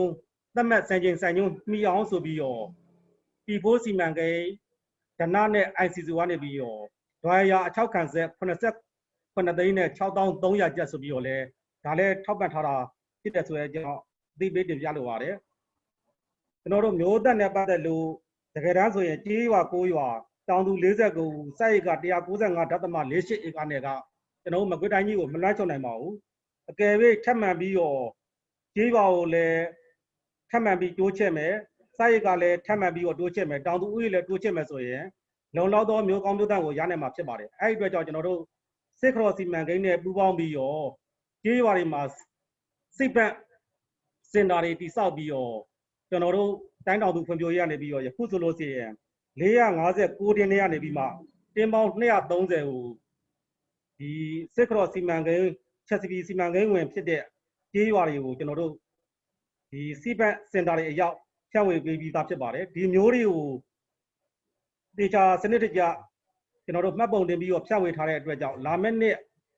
ကောင်းမွန်ခိုင်မာတဲ့ဈေးကွက်ဖော်ဆောင်တဲ့အပိုင်းမှာလည်းများစွာအထောက်အကူပြုလိမ့်မယ်လို့ယူဆပါတယ်ဒီစစ်ပတ်စင်တာဟာလည်းစစ်ခရော့အနေနဲ့နေရာဒေသအလိုက်ကျွန်တော်တို့ဇုံနေရာဖြစ်တဲ့နေရာမျိုးကိုရွေးချယ်ထားတဲ့အတွက်ကြောင့်ကျွန်တော်တို့ရဲ့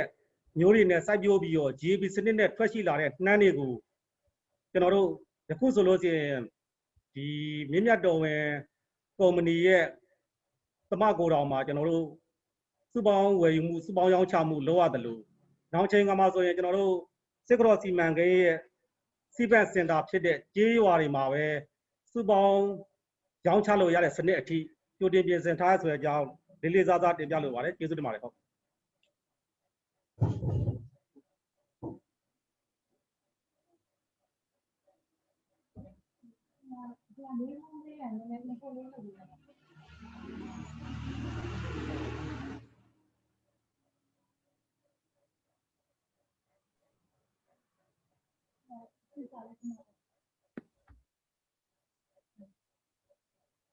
Hello, dear participants.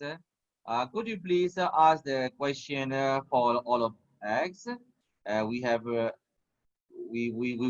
We were answered, and RFDA's members also in here, and they were answers from your question. Thank you.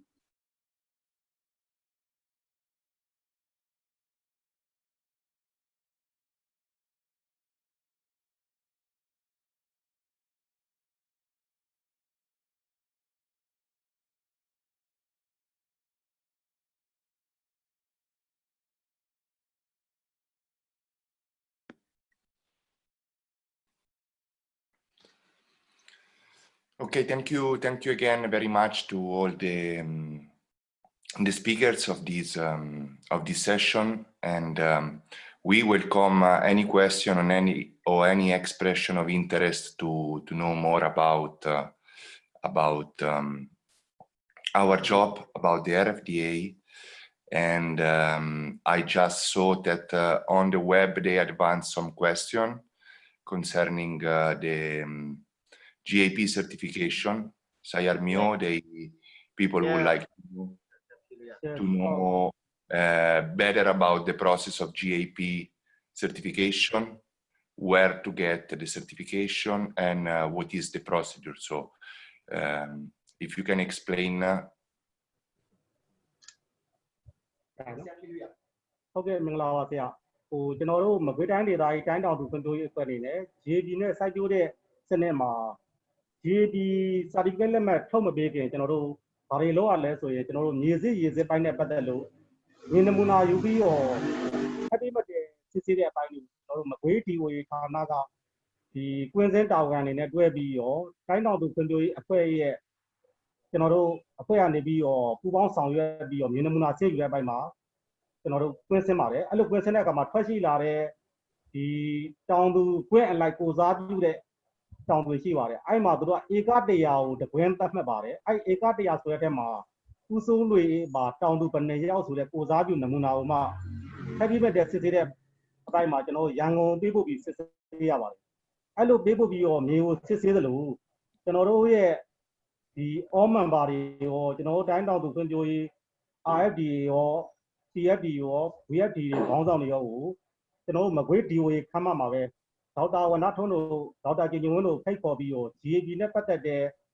ဒီနိပညာသင်တန်းတွေကိုလည်းပို့ချပါတယ်အဲ့လိုပို့ချပြီးရောသင်တန်းတွေဆင်းလာတဲ့အခါမှာလည်းမှတ်တမ်းကို9ဦးတစ်ခွက်ထိန်းချုပ်တဲ့နည်းစနစ်နဲ့ကျွန်တော်တို့ record မှတ်တမ်းတွေရလားမောင်ရရ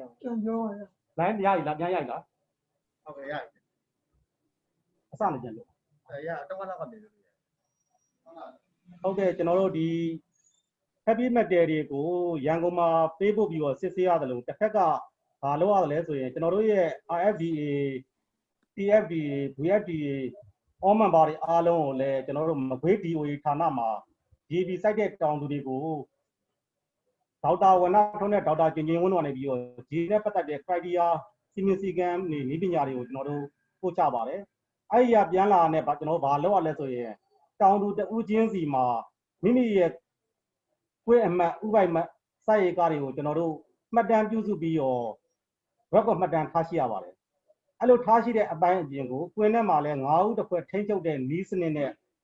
ကျွန်တော်တို့ထွေရည်ပြင်တဲ့အချမ်းစပြီးတော့ IBM ဘက်စုပ်ပုံမှန်ကာကွယ်နေတဲ့အပိုင်း privacy ကျွန်တော်ရဲသိမ်းကျင့်လို့နီးပညာဒီအခန်းကဏ္ဍတွေကိုကျွန်တော်တို့လစ်လပ်မှုမရှိအောင်စင်းသေချာပြုစုပြီးတော့နောက်ဆုံးပိတ် quality cell လေးပို့ဆောင်တဲ့အပိုင်းအစကားတွေကိုဘယ်လိုစနစ်တကျပြင်ဆင်ပြီးတော့ဒီ GB သီးနှံကိုပို့ဆောင်မယ်ဆိုလဲဥစ္စာကျွန်တော်တို့ဆောင်ရွက်နေရပါတယ်ဒီလိုဆောင်ရွက်တဲ့အပိုင်းမှာ JB certificate လက်မှတ်ကိုတော့မကွေးတိုင်းဒေသ DOA ဌာနနေပြီးတော့ဦးစီးပြီးတော့2015နဲ့2016မှာ DAB နဲ့ JB နဲ့စိုက်တယ်ဆိုတဲ့ထောက်ခံချက်ပဲပေးပါတယ်ဒီ2019 2018 2019မှာကြာ JB certificate လက်မှတ်ကြီးရအောင်မကွေးတိုင်း DOA ဌာနရဲ့ဦးဆောင်မှုရဲ့နောက်တစ်ခါစီမံကိန်းတွေရဲ့တန်ဖိုးကူညီမှုဆောင်ရွက်မှုတွေကြောင့်ကျွန်တော်တို့ JB ဟာကျွန်တော်တို့တိုင်းမှာဆိုလို့ရှိရင်နှမ်းနဲ့ပဲဒီစိန်ကိုတော့ JB လက်မှတ်တောင်သူ25ဦးပါတစ်ဖွဲ့ချင်းစီကိုပေးတဲ့နှုန်းသားမဲ့တောင်သူရေတွက်မဲ့ပြောမဲ့ဆိုကျွန်တော်တို့တောင်သူပေါင်း3000လောက် JB certificate လက်မှတ်ရရှိနေဆိုတဲ့အကြောင်းတင်ပြလိုပါတယ်ကျေးဇူးတင်ပါတယ်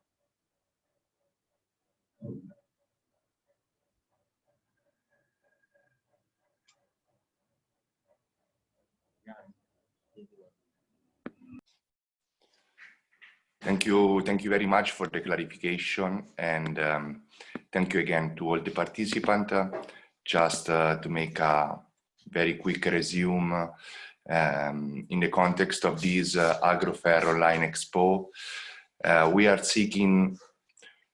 for new partners, for new collaborators, and to strengthen the communication and the network in the agro value chain. We strongly believe that we can overcome this difficult situation through networking, exchanging information, and be closer, exploiting innovative solutions to stay in touch.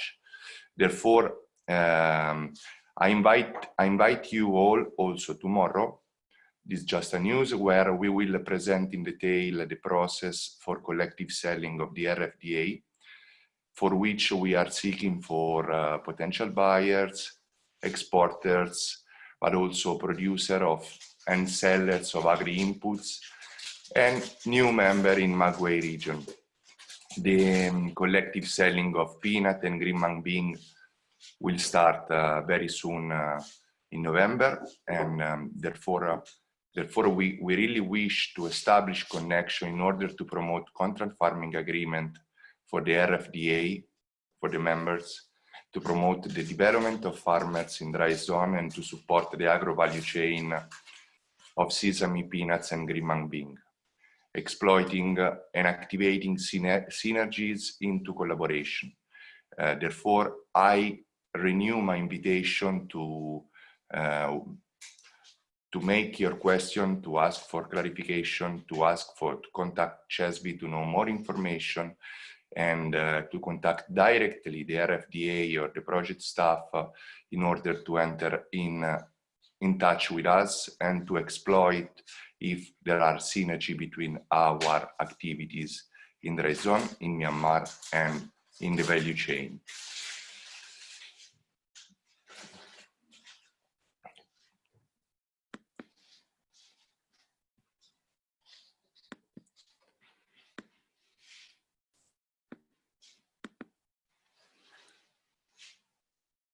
as I told you, in the context of this project, we really aim to strengthen the agricultural sector and to support the farmer, for the marginal farmer, to get a higher level of well-being and livelihood.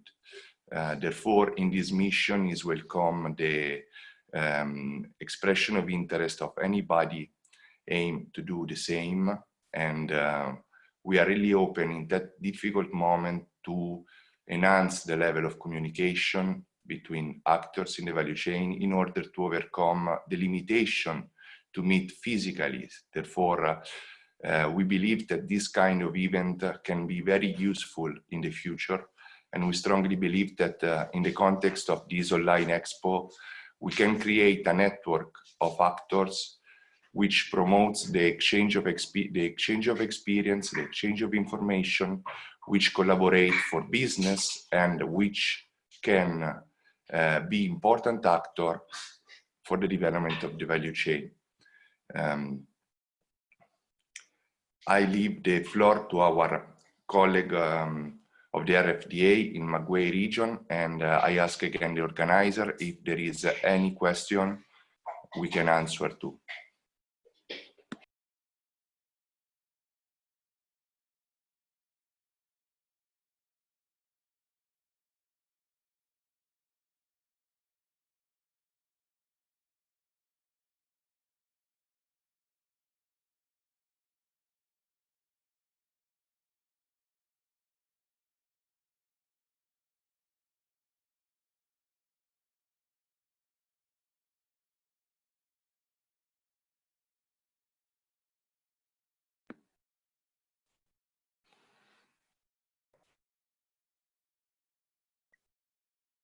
In this slide, you can find the contact of the RFDA. You can contact the RFDA through mail, email, and telephone number, or to contact directly the speakers of today, Yuan Newt, the chairman of the RFDA, Yu Min Zue, the vice chairman, and Yu Sol-Win A, the secretary of the RFDA.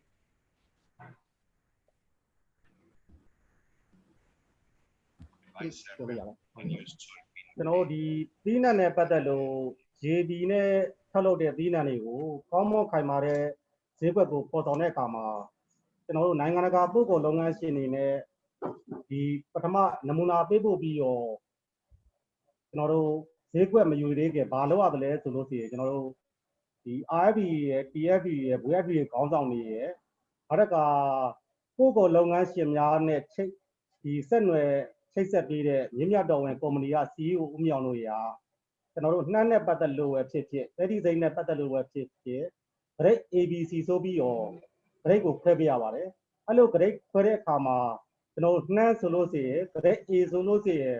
P-fatty acid ကျွန်တော်တို့2 အောက်ပဲရှိရပါမယ် A နဲ့ B နဲ့ဆိုရင်ကျွန်တော်တို့ဒီ grade C ဆိုလို့ရှိရင် P-fatty acid 3 အောက်ပဲရှိရမယ်ဒါမျိုးတွေကျွန်တော်တို့ criteria သတ်မှတ်ပြီးတော့မှကျွန်တော်တို့ဝယ်လို့ရပါတယ်နောက်တစ်ခါအာသာကာလာပါဝင်မှုနဲ့ပတ်သက်လို့ကလည်းကျွန်တော်တို့နှက်အစစ်တရားကောင်းကို grade A ဆိုလို့ရှိရင်ကျွန်တော်တို့ဒီ30အစစ်တရားမှာ10စီဆိုတဲ့အနေထားကကျွန်တော်တို့ grade B ကျွန်တော်တို့9စီဆိုတဲ့အနေထားကကျွန်တော်တို့ grade A မျိုးသတ်မှတ်ထားတာရှိပါတယ်ဒီ grade ကိုစံသတ်မှတ်ချက်အရာညီအောင်ကျွန်တော်တို့ရဲ့ဆရာထွက်တဲ့နှမ်းပြီး grade A ဆိုရင်လည်း A အတိုင်းပို့ကုန်လုပ်ငန်းရှင်တွေကိုပေးတယ်လို့ grade B ဆိုရင်လည်း B အတိုင်းကျွန်တော်တို့ပို့ကုန်လုပ်ငန်းရှင်တွေကိုပေးပါတယ် C ဆိုရင်လည်း C အတိုင်းပို့ကုန်လုပ်ငန်းရှင်တွေပေးတဲ့အတွက်ကြောင့်အခုဆိုလို့ရှိရင်ကျွန်တော်တို့မြတ်တော်ဝင်လုပ်ငန်းစုကုမ္ပဏီနဲ့ပေါင်းစပ်ပြီးတော့ကျွန်တော်ဘာတွေလုပ်နေလဲဆိုလို့ရှိရင်တရုတ်နိုင်ငံရှူဟာဝေးကုမ္ပဏီရဲ့တရုတ်နိုင်ငံတက်နေမဲကုမ္ပဏီရဲ့ဂျပန်နိုင်ငံရွှေတော်ဝင်ကုမ္ပဏီဆိုပြီးတော့ကျွန်တော်ပို့ကုန်လုပ်ငန်းရှင်3ဦးနဲ့3 condition ချိတ်ဆက်ပြီးတော့ Viber video ကိုခေါ်ပြီးကျွန်တော်ဈေးကွက်တောင်းပါတယ်နေ့လိုက်ဈေးကွက်တောင်းတဲ့အခါမှာကျွန်တော်မကွေးတိုင်းဒေသကြီးတိုင်းတောင်သူဖွံ့ဖြိုးရေးအဖွဲ့ရဲ့နေ့စဉ်ဈေးကွက်အဖွင့်ဈေးဟာကာလဒေသပေါက်ဈေးတဲ့15ပိတ်တာတည်းဖြင့်ကျွန်တော်တို့ငွေကျပ်900ကနေပြီးတော့1000ထိပြည်စားမှာအပိုးရပါတယ်ဒီစားမှာကျွန်တော်တို့ငွေကျပ်6000နေပြီးတော့8000ထိပိုးရတာရှိပါတယ်စီစားမှာ4000နေပြီးတော့6000ထိပိုးရတာရှိပါတယ်ဒီအတွက်ကြောင့်ကျွန်တော်တို့ရဲ့ ဒီကြေးရွာစီမံကိန်းဝင်ကြေးရွာ82ရွာအဖွဲ့ဝင် member 4295ဦးကျွန်တော်တို့ဒီလိုအဖွဲ့ဝင်ဝင်ထားတော့လဲဒါဟာကျွန်တော် over မှာဖြစ်ပါတယ်အဲ့အဖွဲ့ဝင် member အပြင်ကိုမကွေးတိုင်းဒေသကြီး DOA ဌာနကနေပြီးတော့စိုက်ပျိုးတဲ့ GAB နှမ်းနေရလဲဒီကိုဗစ်ကာလမှာသူတို့ကိုယ်တိုင်ဈေးကွက်မရှာနိုင်တဲ့အခါမှာတိုင်းတောင်သူဖွံ့ဖြိုးရေးအဖွဲ့တို့နယူဖာမအဖြစ်အဖွဲ့ဝင်ကြီးတဦးကိုကျွန်တော်တို့2000လုံးနဲ့ဝင်လိုက်တာပြီးအဖွဲ့ဝင်အားဖြင့်ကျွန်တော်တို့ထပ်ပြီးရောတိုးလာပါတယ်ထပ်တိုးလာတဲ့အနေအထားမှာအဖွဲ့ဝင်900ကျော်လောက်ကျွန်တော်တို့နယူဖာမအသစ်ထပ်ရရှိပါတယ်အဲ့လိုနယူဖာမထပ်ပြီးအသစ်ရရှိတယ်လို့ JB စနစ်နဲ့ကောင်းမွန်ခိုင်မာတဲ့ဈေးကွက်ကိုသွားတဲ့အခါမှာလဲစီမံကိန်းဝင်ကြေးရွာများအပြင်အခြားသောကြေးရွာများလည်းတိုင်းတောင်သူဖွံ့ဖြိုးရေးအဖွဲ့ရဲ့အဖွဲ့ဝင်အဖြစ်ပါဝင်လိုပါတယ်ဆိုပြီးတော့အစီအစဉ်စာတင်ပြီးတော့ကြေးရွာအသီးသီးကလျှောက်ထားတဲ့ကြေးရွာပေါင်းကလည်းကျွန်တော်တို့20ကျော်ရှိပါတယ်ဒါတွေကိုကျွန်တော်တို့အချိန်ရလို့ဆိုရင် RFTA TFTA BFTA ခေါင်းဆောင်များနဲ့ဆွေးနွေးပြီးတော့ဒါတွေကိုလည်းကျွန်တော်တို့ဆက်လက်ပြီးတော့လက်တွဲဆောင်ရွက်သွားဖို့အစီအစဉ်ရှိပါတယ်ဒါတွေမကဘဲနဲ့မိဘအဖွဲ့အစည်းတွေကလည်းကျွန်တော်တို့ရဲ့လှုပ်ဆောင်ချက်ကိုကြိုက်လို့ပူးပေါင်းတယ်ဆိုရင်လည်း JB နဲ့စိုက်ပျိုးတဲ့ဆိုတဲ့အောက်ကချက်တော့ပါရမယ် JB နဲ့စိုက်ပျိုးထားပါတယ်နောက်တစ်ခါ DOA ဌာနတွေပြီးတော့ inspection ကွင်းစစ်ထားပါတယ်ဆိုတော့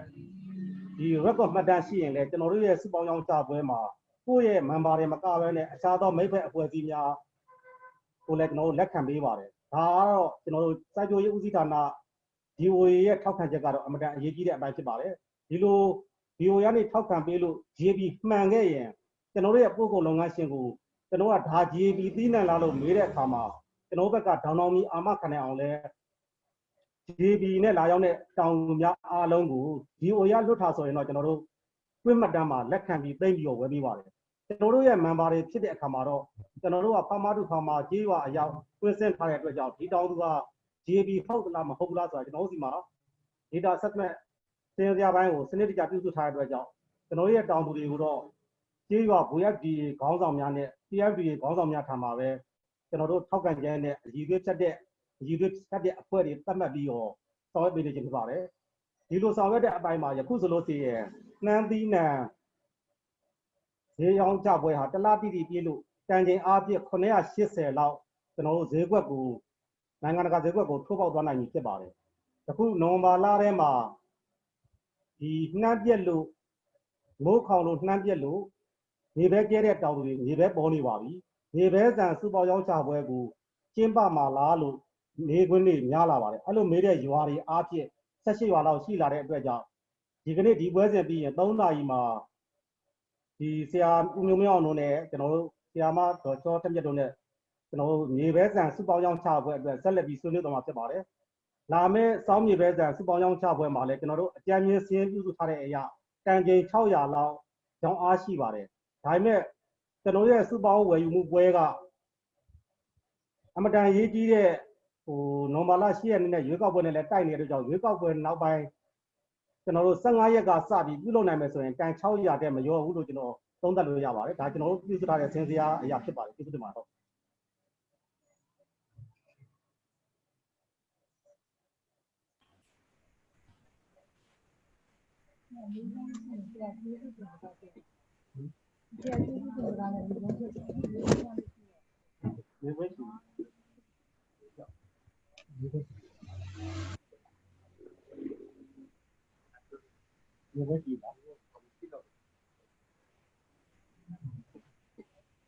ဆက်ရောက်ကြတယ်ဆက်ပါကျွန်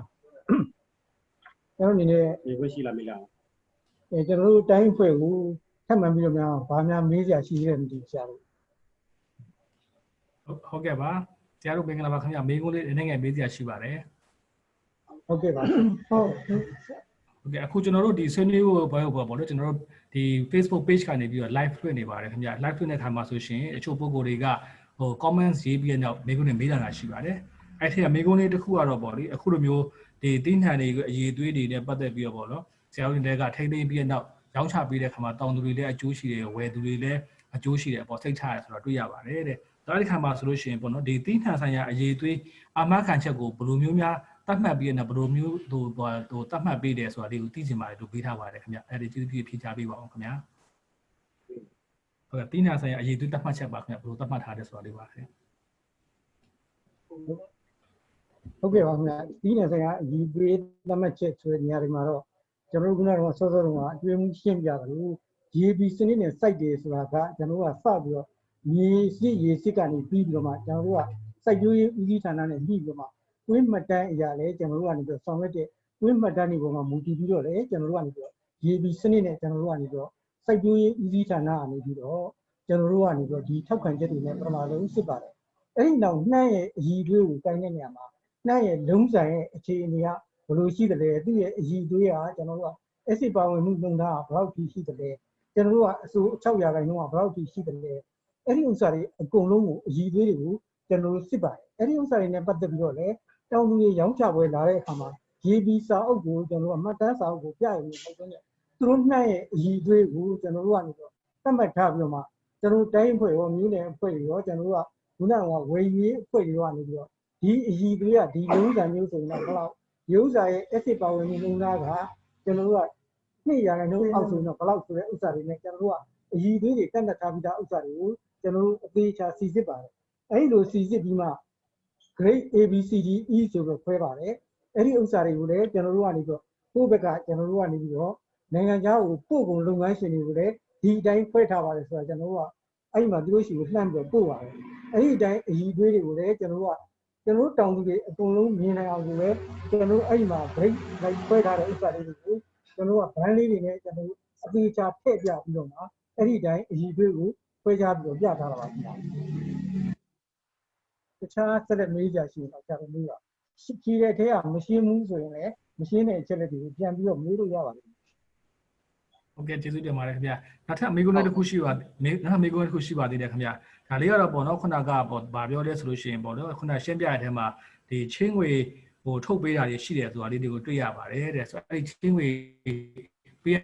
တဲ့ပတ်သက်ပြီးတော့ပေါ့လေခုနကမှာဆိုတော့ဘန် NDB ပေးတာရှိတယ်ခုန A bank ကပေးတာရှိတယ်ပေါ့အဲ့ချင်းငွေထုတ်ချင်းအခြေအနေတွေသိချင်ပါတယ်ပေါ့နော်ဘယ်လိုများပေးတယ်လဲတောင်တူတိုက်ရိုက်ပေးရလားတူတူဘယ်လောက်ပေးလဲ NDB တွေသိချင်ပါတယ်မေးထားပါတယ်ခင်ဗျာဟုတ်ကဲ့ဖြေကြပေးပါအောင်ခင်ဗျာဟုတ်ကဲ့ပါခင်ဗျချင်းဝင်တဲ့ပတ်သက်ပြီးတော့ဆိုတဲ့ဥစ္စာကတော့ကျွန်တော်တို့က2019တုန်းကတော့ A bank ကနေချီးတဲ့အခါမှာကျွန်တော်တို့တောင်သူတွေသွင်းအားစုဝယ်တဲ့အပေါ်မှာကျွန်တော်တို့ကနေပြီးတော့ကုမ္ပဏီတွေကနေပြီးတော့ကျွန်တော်တို့ကသွင်းအားစုကိုဝယ်တဲ့အခါမှာသူတို့ကအတိုးနှုန်းတွေတွက်တဲ့အခါမျိုးမှာကြတော့သူတို့အတိုးနှုန်းကြီးက2ကျပ်တိုးလောက်ရှိနေတဲ့အခါကျမြင့်တဲ့အခါကျကျွန်တော်တို့တောင်သူတွေကိုတက်တာအောင်ဆိုပြီးမှကျွန်တော်တို့ကအတိုးနှုန်းကိုတက်တာတဲ့နှုန်းနဲ့ရအောင် A bank ကနေပြီးတော့ကျွန်တော်တို့ကပြီးခဲ့တဲ့2019မှာတော့3000လောက်ကိုကြီးပါတယ်အဲ့ဒီမှာသူတို့ကိုလည်းစိုက်ပျိုးစရိတ်ဆိုတော့မှကျွန်တော်တို့နှမ်းတရကကို9000ဆိုပြီးမှအဲ့ဒီဥစ္စာစိုက်ပျိုးစရိတ်ဆိုတဲ့နေရာမှာသူတို့ခုနကပေါင်းထိုးသားခွဲလုပ်တဲ့နေရာနေပြီးတော့ရိတ်သိမ်းပြီးသည့်အထိကကျွန်တော်တို့တရကကို9000ဆိုတော့မှအဲ့ဒီမှာ3000လောက်ကြီးပေးတာပါဒီနှစ်မှာတော့ကျွန်တော်တို့ကအဲ့ဒီငွေနဲ့ပတ်သက်ပြီးတော့ကျွန်တော်တို့ပြောရရင်ရိတ်သိမ်းကျွန်တော်တို့ကခုနက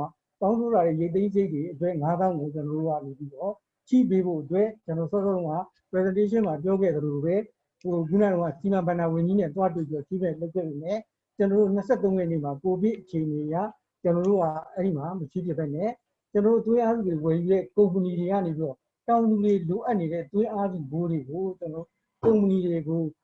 MCB ဘဏ်နဲ့ MEB ဘဏ်ကနေပြီးတော့ကျွန်တော်တို့ကနေပြီးတော့အဲ့ဒီသူတို့ဝယ်ယူတဲ့သွေးအားစုမျိုးသားဘိုးတွေကိုကျွန်တော်တို့ကနေပြီးတော့လက်ငင်းကိုချေပေးလိုက်တာပါအဲ့ဒီဥစ္စာနေပြီးတော့မှဘန်ဒိုးနဲ့သူတို့ရှိကနေပြီးတော့ကျွန်တော်တို့စုပေါင်းရောင်းချပွဲကြလို့ရှိရင်အဲ့ဒီငွေတွေကိုပြန်ကောက်ပြီးတော့မှဘန်တွေကိုပြန်ဆက်ရတာပါခင်ဗျာဟုတ်ကဲ့ကျွန်တော်တို့ထပ်ပြီးတော့မရှင်းရင်တော့ကျွန်တော်တို့ဆက်ပြီးပြပါဆရာ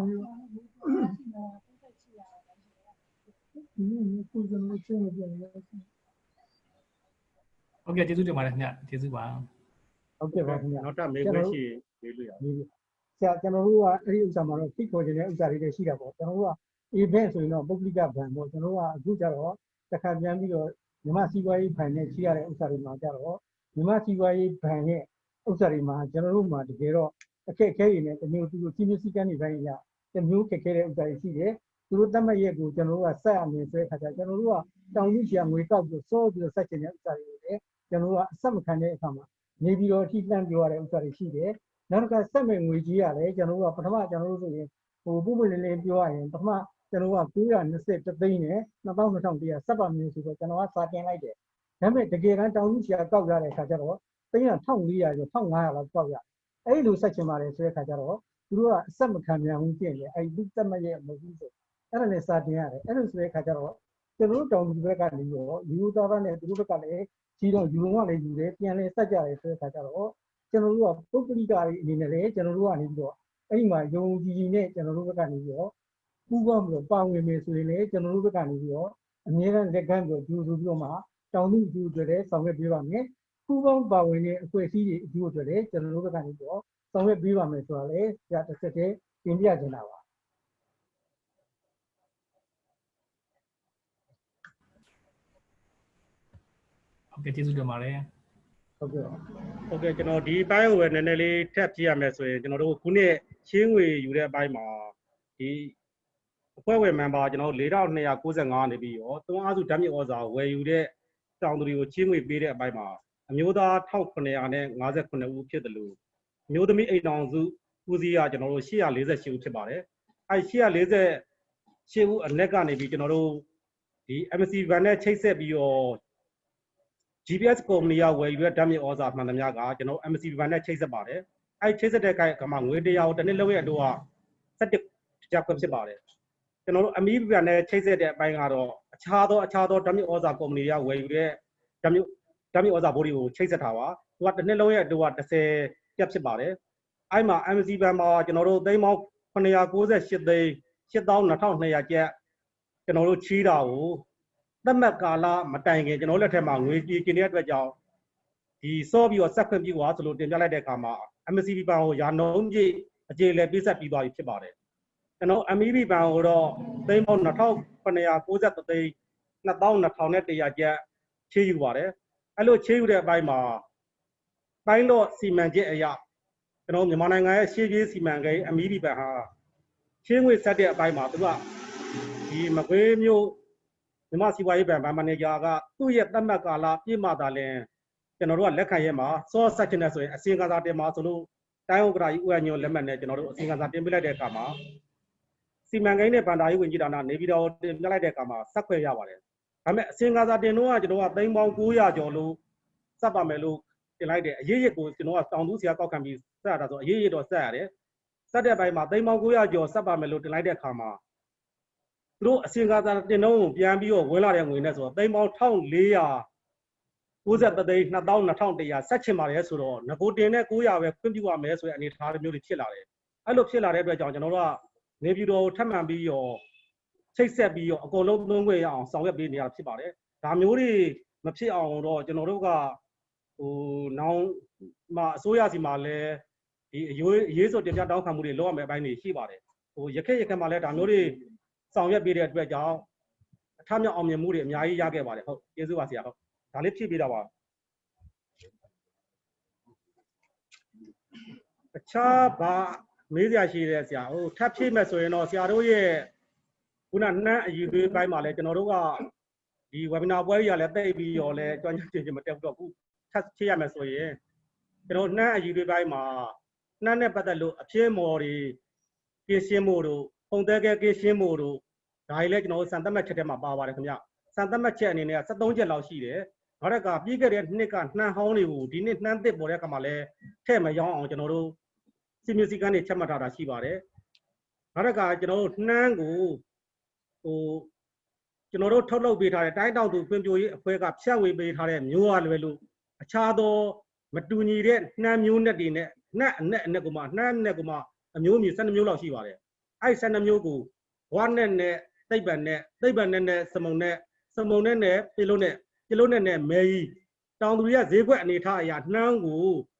ပြင်ပဒေတာကုန်တယ်စီမှာပေါက်ရောင်းတယ်လို့ကျွန်တော်တို့စီမှာရောင်းလို့မရပါဘူးဒါတွေကိုလည်းကျွန်တော်တို့စီကံစနစ်တကျသတ်မှတ်ထားပါတယ်စမုံနဲ့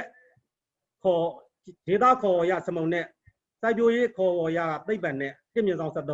ပေမဲ့ကျွန်တော်ကတင့်မြင့်ဆောင်73ကိုရောင်းချပွဲလာတဲ့အခါမှာကိုနှမ်းကတင့်မြင့်ဆောင်73သိပ္ပံနဲ့ဖြစ်ခဲ့ရဲ့တင့်မြင့်ဆောင်73ဆိုရယ်သိပ္ပံနဲ့ကိုတပြေးညီဖြစ်အောင်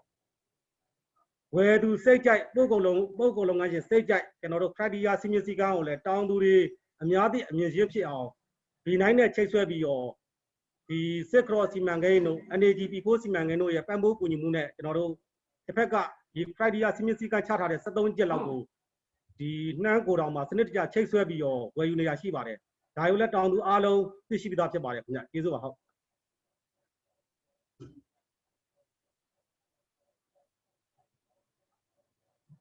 ဘာမေးမလို့ဆရာတို့ဟုတ်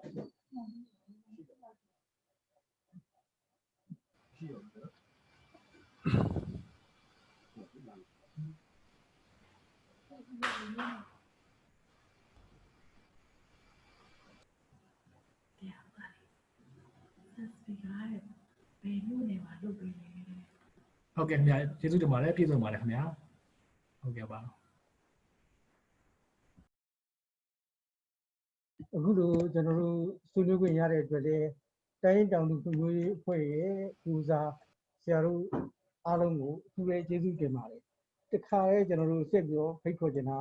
ကျွန်တော်တို့အဖွဲ့လုပ်နေတဲ့လုပ်ငန်းရပ်တွေကိုလည်းဆရာတို့ကိုကျွန်တော်တို့တတ်နိုင်တော့ရှင်းရှင်းလင်းလင်းတင်ပြပြီးဖြစ်ပါတယ်အဲဒါကြောင့်မို့လို့ကျွန်တော်တို့အဖွဲ့တွေလည်းရေရှည်ဖွံ့ဖြိုးတိုးတက်နိုင်မှုအတွက်ဆရာတို့ဘက်ကနေပြီးတော့ပူးပေါင်းပါဝင်နေတယ်ဆိုရင်ကျွန်တော်တို့ပူးပေါင်းပါဝင်ပေးကြဖို့အတွက်လည်းကျွန်တော်အနေနဲ့အထူးပဲမြစ်တာရက်ခံပြီးတော့ဖိတ်ကြားအပ်ပါတယ်အားလုံးကိုကျေးဇူးတင်ပါတယ်ခင်ဗျာ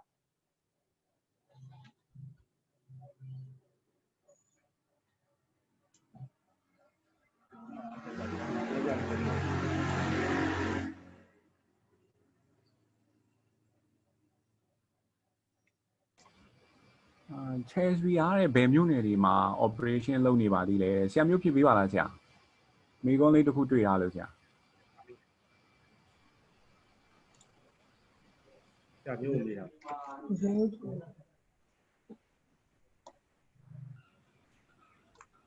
CESVI မြန်မာအနေနဲ့ကျွန်တော်တို့ဒီမကွေးတိုင်းဒေသကြီးမှာဆိုရင်မကွေးရေနံချောင်းမြို့သစ်မင်းဘူး6အဲ့ဒီမြို့နယ်5မြို့နယ်မှာ Safe Crop ဆိုတဲ့စီမံကိန်းကိုလှုပ်ဆောင်နေပါတယ်ဘေးကင်းလုံခြုံသောတီးနှံစိုက်ပျိုးထုတ်လုပ်ရေးစီမံကိန်းမှာအလူရှင်သည် AICS လို့ခေါ်တဲ့ Italian Agency for Cooperation and Development ဖြစ်ပါတယ်ဒါကဒီမကွေးတိုင်း5မြို့နယ်ပါတခါမန္တလေးတိုင်းမှာညောင်ဦးပကံညောင်ဦးနဲ့ငင်းကြံမြို့နယ်2မြို့နယ်မှာ UNDP နဲ့ ORIDU เนาะ ORIDU နဲ့ UNDP ပေါင်းပြီးရမှာအလူငွေပေးထားတဲ့စီမံကိန်းတစ်ခုရှိပါတယ်အဲ့ဒီစီမံကိန်းနာမည်ဟာ SEAD လို့ခေါ်ပါတယ်တနည်းအားဖြင့်စီမံစိုက်ပျိုးရေးတွင်အားစုတွေစိုက်ပျိုးရေးနဲ့ပတ်သက်တဲ့ချေးငွေပေးတဲ့အဖွဲ့အစည်းတွေစိုက်ပျိုးရေးထုတ်ကုန်အဓိကထုတ်လုပ်နေတဲ့တောင်သူလယ်သမားတွေမွေးမြူရေးလုပ်ငန်းလှုပ်ဆောင်နေတဲ့ကြီးရွာတွေကမွေးမြူရေးလုပ်ငန်းလုပ်တဲ့သူတွေနောက်တစ်ခုက MSME အဖွဲ့တွေဒါတွေအားလုံးဟာကိုသင်တန်းပေးပြမှာ Agro Advisory လို့ခေါ်တဲ့ဒီ mobile application ကိုသုံးပြီးမှ advisory service တွေကိုပေးနိုင်တဲ့စီမံကိန်းတစ်ခုလည်းပဲလက်ရှိလှုပ်ဆောင်နေပါတယ်တခါပကံညောင်ရဲ့ကြောက်ပတောင်းရင်မာက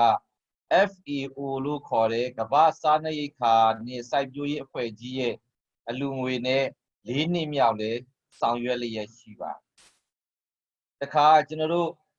အာရှ Development Bank ADB ဘဏ်ရဲ့အကူအညီနဲ့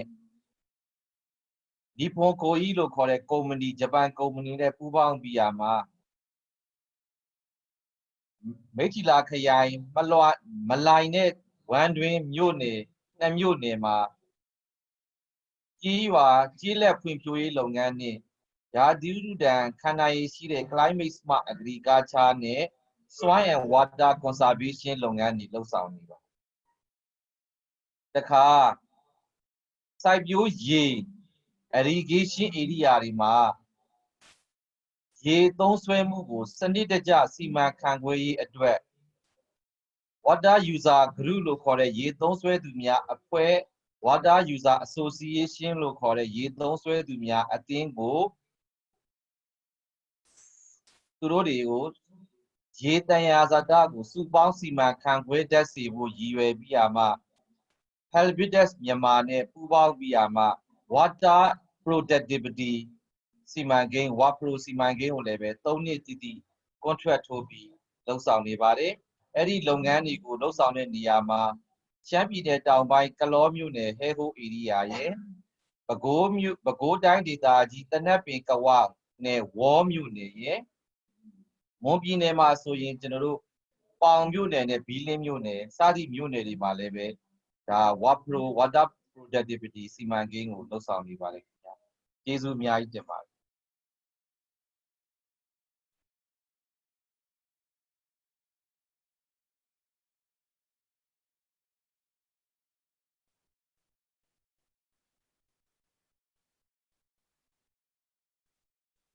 သူတို့မေးကြရှင်းလားမေးကြမရှိပုံပါဘူး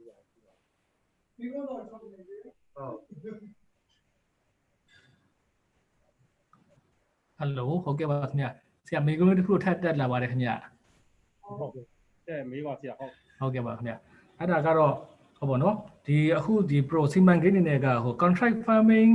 ဟိုလုပ်တဲ့ပုံစံမျိုးသားပေါ့နော်အဲ့ဒီ contract farming ဆိုလို့ရှိရင်စာချုပ်ချုပ်ဘယ်လိုမျိုးစာချုပ်လဲဆိုပြီးသိချင်ပါတယ်ပေါ့နော် contract farming လားဆိုပြီးပေးတာပါခင်ဗျဟုတ်ကဲ့ပါဟုတ်ကဲ့ပါဆရာကျွန်တော်တို့ဒီ contract farming ဆိုတဲ့အပိုင်းမှာကျွန်တော်တို့ဒီပို့ကုန်လုပ်ငန်းရှင်တွေလည်းပါတယ်ကျွန်တော်တို့အစိုးရဌာနအနေနဲ့ကကျွန်တော်တို့ DOA ဌာနကတော့အဓိကကျေးဇူးတရားမဲ့အဖွဲ့ဖြစ်ပါတယ်ကျွန်တော်တို့ရဲ့တောင်တွေလည်းပါတယ်ဒါမျိုးကျွန်တော်တို့ PPP ဆိုပြီးတော့ကျွန်တော်တို့ဒီဆောင်ရွက်နေတာဖြစ်ပါတယ်ဒီ DAB certificate ပေးရတဲ့ပွဲမှာလည်းဒီမကွေးတိုင်းဒေသကြီးဝန်ကြီးချုပ်ကိုယ်တိုင်လည်းဒါနဲ့ပတ်သက်လို့ကျွန်တော်တို့ကိုအတိအမှတ်ပြုတဲ့လက်မှတ်ကိုသူ့ရဲ့ကိုစားတိုင်းဒေသကြီးဦးစီးမှုဥက္ကမောင်ဝင်းကိုလည်းကျွန်တော်တို့ဒါနဲ့ပတ်သက်လို့ဒီ project စီမံကိန်းတွေကိုကျွန်တော်တို့တိုင်းတောင်သူဖွံ့ဖြိုးရေးအဖွဲ့ကိုဒီအတိအမှတ်ပြုလက်မှတ်တွေလည်းထုတ်ပေးထားတာရှိပါတယ်ဆရာဟုတ်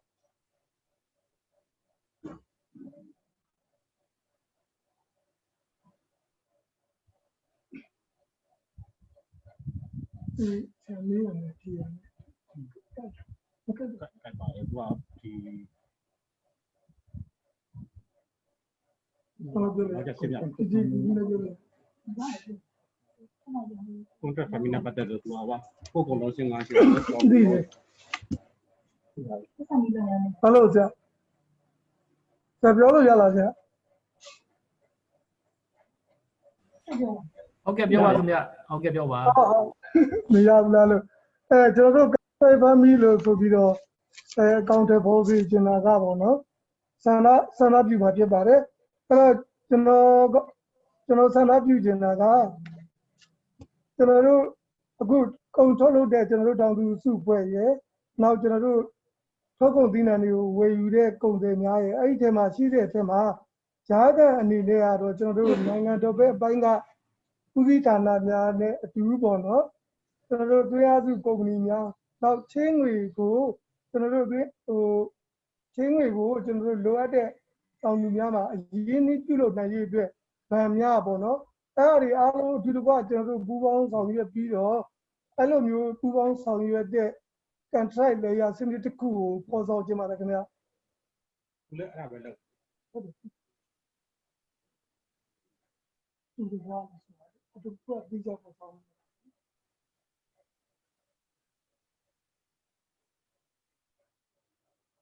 ဒီတိုင်းနဲ့ဟ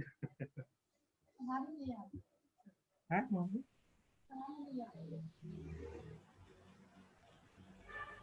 ဟုတ်ကဲ့ပါကျေးဇူးတင်ပါတယ်ကဲမေးစရာရှိလားမေးလို့ရပါတယ်ဆရာဟုတ်ဆရာလည်း15မိနစ်13မိနစ်လောက်ရပါပြီ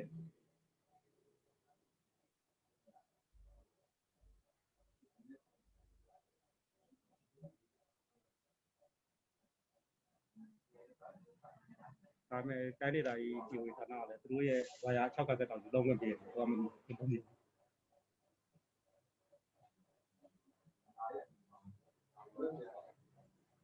ဆရာမကပြောမှာ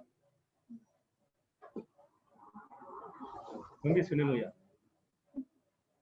ဘုသူကဆရာမဘာပြောမလဲ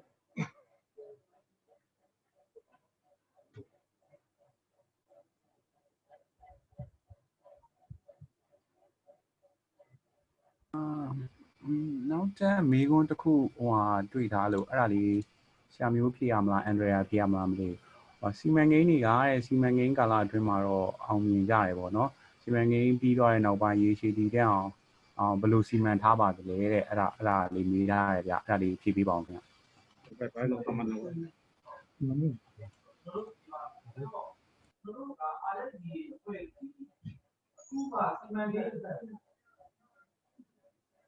တ်ကျွန်တော်ရှင်းပြပါမယ်ခင်ဗျဟုတ်ဒီ RFD အဖွဲ့ဟာကျွန်တော်တို့ဒီစီမံကိန်းတစ်ခုတည်းမှမဟုတ်ပါဘူးသူ့ဘာသာသူလည်းရက်တည်နေတာပေါ့အဲ့တော့စီမံကိန်းသူ့နဲ့ပူးတွဲပြီးလုပ်တဲ့စီမံကိန်းတွေလည်းရှေ့မှာလည်းပဲအများကြီးပြီးခဲ့တာရှိဆို RFD အဖွဲ့ဟာအဲ့ဒီ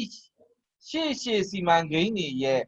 အကျိုးဆက်နဲ့သူတို့ဟာအခုချိန်မှာတော့ကိုချီတာပေါ်ကိုရက်တည်နေနိုင်ပြီးရမှကိုယ့်ရဲ့ fan နဲ့ကိုယ့်ရဲ့အဖွဲ့အစည်းရဲ့ fan ကိုနဲ့ကျွန်တော်တို့ခိုင်ခန့်ရက်တည်နိုင်တဲ့အဖွဲ့အစည်းအနေနဲ့ဖြစ်ပါပြီမှန်ပါတယ်တချို့သောဖွံ့ဖြိုးရေးလက်တွဲပေါ်အဖွဲ့တွေဟာစီမံကိန်းပြီးလို့ရှိရင်တခါတရံမှာမူလအခြေအနေကိုပြန်ရောက်တတ်ပါတယ်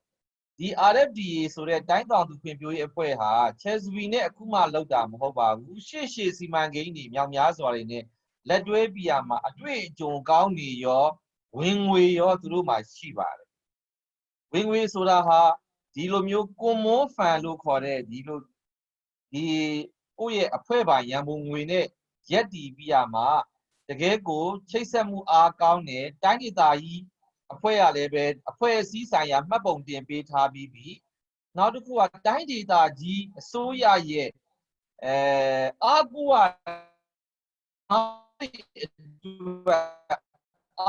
ရတဲ့အဖွဲ့အစည်းလို့ပြောရင်လည်းပဲမှန်မှားပါဘူးအားကြောင့်မလို့ဒီအဖွဲ့အစည်းဟာတကယ်ကို sustainability လို့ခေါ်တဲ့ရေရှည်တည်တံ့တဲ့အဖွဲ့အစည်းဖြစ်ပါတယ်ကျွန်တော်တို့ Safe Cross စီမံကိန်းကလည်းပဲ RFDA ရဲ့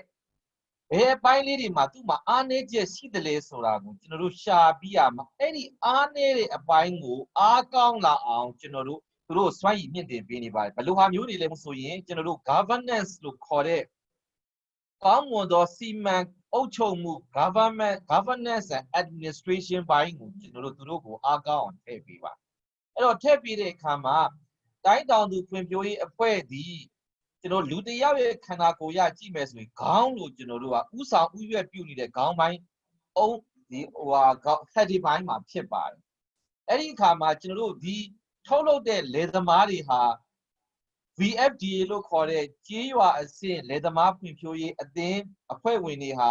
GAP လုပ်ငန်း GAP တီးနှံတွေကိုစိုက်ပျိုးထုတ်လုပ်တာဖြစ်ပါတယ်အဲ့ဒီထဲမှာကျွန်တော်တို့က VFDA ဒီဘာနဲ့တူလဲဆိုရင်ခန္ဓာကိုယ်ရဲ့အောက်ပိုင်းနဲ့တူပါတယ်ခလဲပိုင်းကတော့ကျွန်တော်က TFDA လို့ခေါ်တဲ့မြို့နယ်အဆင့်လယ်သမားဖွံ့ဖြိုးရေးအသင်းတွေဟာကျွန်တော်တို့ခန္ဓာကိုယ်ရဲ့ခလဲပိုင်းဖြစ်ပါတယ်ပြောချင်တာကအောက်ကနေပြရမှာအောက်ခြေလယ်သမားတွေရဲ့ထုတ်လုပ်မှုကဏ္ဍရဲ့လိုအပ်ချက်တွေကိုအချိန်နဲ့တပြေးညီဒီခေါင်းကြီးပိုင်းဖြစ်တဲ့ RFDAC ကိုကျွန်တော်တို့ချိတ်ဆက်ပြရမှာအားကောင်းမောင်းတန်ချိတ်ဆက်ပေးနေတာဒီအလဲပိုင်းကကိုယ်တယ်ဖြစ်တဲ့မြို့နယ်အဆင့်လယ်သမားဖွံ့ဖြိုးရေးအတင်း TFDA ရှိပါတယ်ဒီ governance structure ကိုပြောကြည့်လို့ရှိရင် RFDA မှာ component 3ခုရှိပါတယ် RFDA ရဲ့ TFDA ရဲ့ VFDA ရဲ့ဖြစ်ပါတယ် RFDA မှာဆိုရင်ဒီမှာကျွန်တော်တို့ဘာတွေရှိနေလဲဆိုရင်ဒီမှာဆရာတို့ဒီမှာကျွန်တော် PowerPoint နည်းနည်းလေးရက်နေလို့ organization structure အနေနဲ့ဥက္ကဋ္ဌရှိတယ်အတွင်းရေးမှူးရှိတယ်ဥက္ကဋ္ဌရှိတယ်ဒုဥက္ကဋ္ဌရှိတယ်အတွင်းရေးမှူးရှိတယ်စည်ရင်းကိုင်စည်ရင်းစစ်တွေလည်းနှစ်ဦးစီကျွန်တော်တို့ရှိနေပြီဘဏ္ဍာရေးမှူးနောက်တော့ဘဏ်အကောင့်ဖွင့်တဲ့ဒါတွေအားလုံးသူ့ဟာသူစနစ်တကျရှိနေတဲ့အပြင်ကျွန်တော်တို့ကပြန်ကြားရေးနဲ့ဆက်သွယ်ရေးအတွက်လည်းပဲကျွန်တော်တို့တာဝန်ခန့်ထားတာတွေရှိပါတယ်အခုလိုကိုဗစ်ကာလမှာပြန်ကြားရေးတာဝန်ခံဟာတိတ်ကိုအရေးကြီးပါတယ်အခုကကျွန်တော် new position အနေနဲ့ဒီပြန်ကြားရေးတာဝန်ခံနဲ့ကျွန်တော်တို့ဖွဲ့ထားပါတယ်အဲ့ဒီလို structure အတိုင်းပါပဲကျွန်တော် TFDA မှာလည်းအဲ့ဒီအတိုင်းပဲကျွန်တော်တို့ဥက္ကဋ္ဌအတွင်းမှုဘဏ္ဍာရေးမှုစည်ရင်းကိုင်စသည်ဖြင့်ဒီလိုမျိုးသွားတာဖြစ်ပြန်ကြားရေးအဖွဲ့လည်းပါပါတယ်တစ်ဖက်မှာကျွန်တော်တို့ရွာအစ်စ်မှာလည်းပဲအဲ့ဒီအတိုင်းပဲကျွန်တော်တို့ဖွဲ့စည်းတာဖြစ်ပါတယ်အဲ့တော့အဖွဲ့အစည်းတွေကိုကျွန်တော်တို့ကခေါင်းကြီးပိုင်းကလူတွေကပဲတာဝန်ယူနေတာမျိုးမဟုတ်ဘဲနဲ့သူ့ရဲ့မြို့နယ်လိုက်ကြီးလည်းပဲဆက်လက်ပြရမှာတာဝန်ခွဲဝေပေးထားတာရှိနေပြရမှာကျွန်တော်တို့ဒီရွေးကောက်တင်မြှောက်မှုတွေလည်းပဲဒါ 2နှစ်တစ်ချိန်3နှစ်တစ်ချိန်အခါအားလျော်စွာကျွန်တော်တို့ကဒါရွေးကောက်မှုတွေဒီလိုအပ်ချက်ရကျွန်တော်တို့ကဒီ governance structure ကိုကောင်းကောင်းမွန်မွန်ရဲ့နောက်တစ်ခု RFD ကနေဆက်ပြီးရမှာ RFD ရဲ့လောက်ကိုင်းသမျှအားလုံးကို VFD လို့ခေါ်တဲ့ကြေးရွာအဆင့်ထိသိအောင်လည်းပဲကျွန်တော်တို့ကဒီတစ်လျှောက်လုံးကိုကျွန်တော်တို့က transparent ဖြစ်အောင်ကျွန်တော်တို့ကပွင့်လင်းမြင်သာမှုရှိအောင်လုပ်ဆောင်တာဖြစ်ပြီးရမှာကျွန်တော်တို့ဓာရီအားလုံးကိုလည်းပဲဒီ structure ကြီးကိုပို့ပြီးရမှာရှိပြီးသား structure ကိုပို့ပြီးခိုင်မာလာအောင်ကျွန်တော်တို့ကဒီ safe cross စီမံကိန်းကလည်းအားထည့်ပြီးနေတာဖြစ်ပါတယ်တစ်ဖက်မှာလည်းကျွန်တော် business planning လို့ခေါ်တဲ့ရှေ့နောက်အနာဂတ်မှာလုပ်မဲ့ business planning တွေကိုလည်းပဲဒီနှစ်ကစပြီးရမှာကျွန်တော်တို့သူတို့အတွက်ကို business organizational development အတွက် organizational administration အတွက် business machine business meeting business planning ဒီအတွက်တွေကိုကျွန်တော်တို့ကဒီ planner ဆွဲပြမှာကျွန်တော်တို့အတွက်ကိုစီမံဆောင်ရွက်ပေးလျက်ရှိပါတယ်ဒါဟာသူတို့အတွက်ရေရှည်အတွက်ကူပြီးပုံမကောင်းမှာဖြစ်ပါတယ်အခုလည်းကောင်းသလားဆိုတော့အခုလည်းကောင်းနေပြီသားပဲဒါပေမဲ့လို့ဒီ governance ကိုကျွန်တော်ထပ်ပြီးထည့်ပေးလိုက်ခြင်းအပြင်သူတို့ဒီပို့ပြီးရမှာဒီ governance system ဟာရော administration ဘိုင်းဆိုင်ရာအရာပို့ပြီးအားကောင်းလာဖို့အတွက်ရည်ရွယ်ပါတယ်ခင်ဗျာကျေးဇူးတင်ပါတယ် Okay, ကျေးဇူးပါဆရာမျိုး I think Andrea, this is the last question. You should address this one. The question is about how our program is getting like achieving the challenge of COVID-19 restriction. This is the one question on the other social platform. I think this situation of emergency and the relative consequences changed our life, both on personal and professional sphere. Therefore, CESVI, in the context of Safe Crop project, is ready to overcome this challenging by exploiting new way of communication in order to not stop the flow of information and therefore the production and therefore the well-being of farmers. But in doing this mission, we need the support of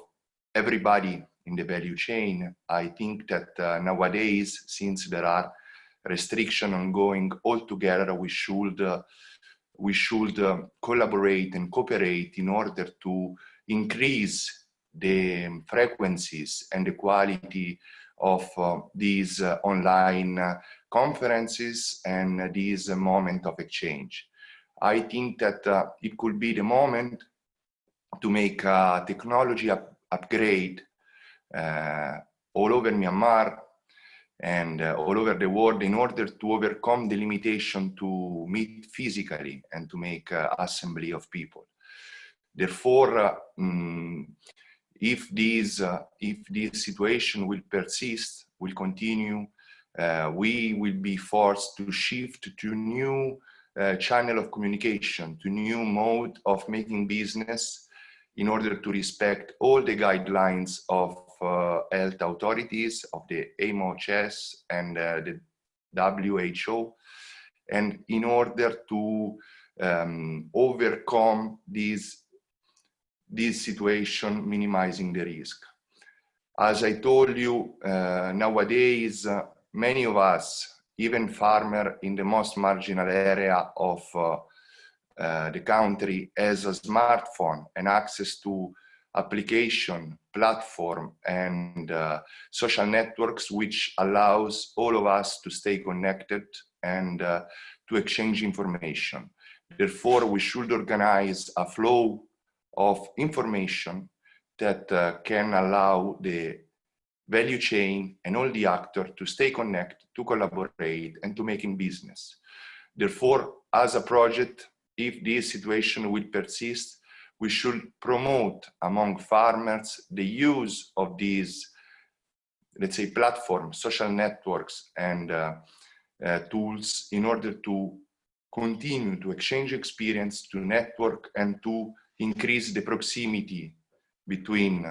producers and market. And this is one of the main reasons we strongly believe in this agro fair, in this expo, and we will support today and in the future this moment of exchange between actors in order to increase the level of collaboration and the proximity among actors of the value chain. Therefore, I thank again the organizer of this expo for this important effort, and I invite all of us, the RFDA, CESVI, and all the participants to continue to exchange information, to stay connected, and to find solutions, synergetic solutions, which can allow to activate collaboration in order to develop the value chain and to support farmers in Myanmar and worldwide.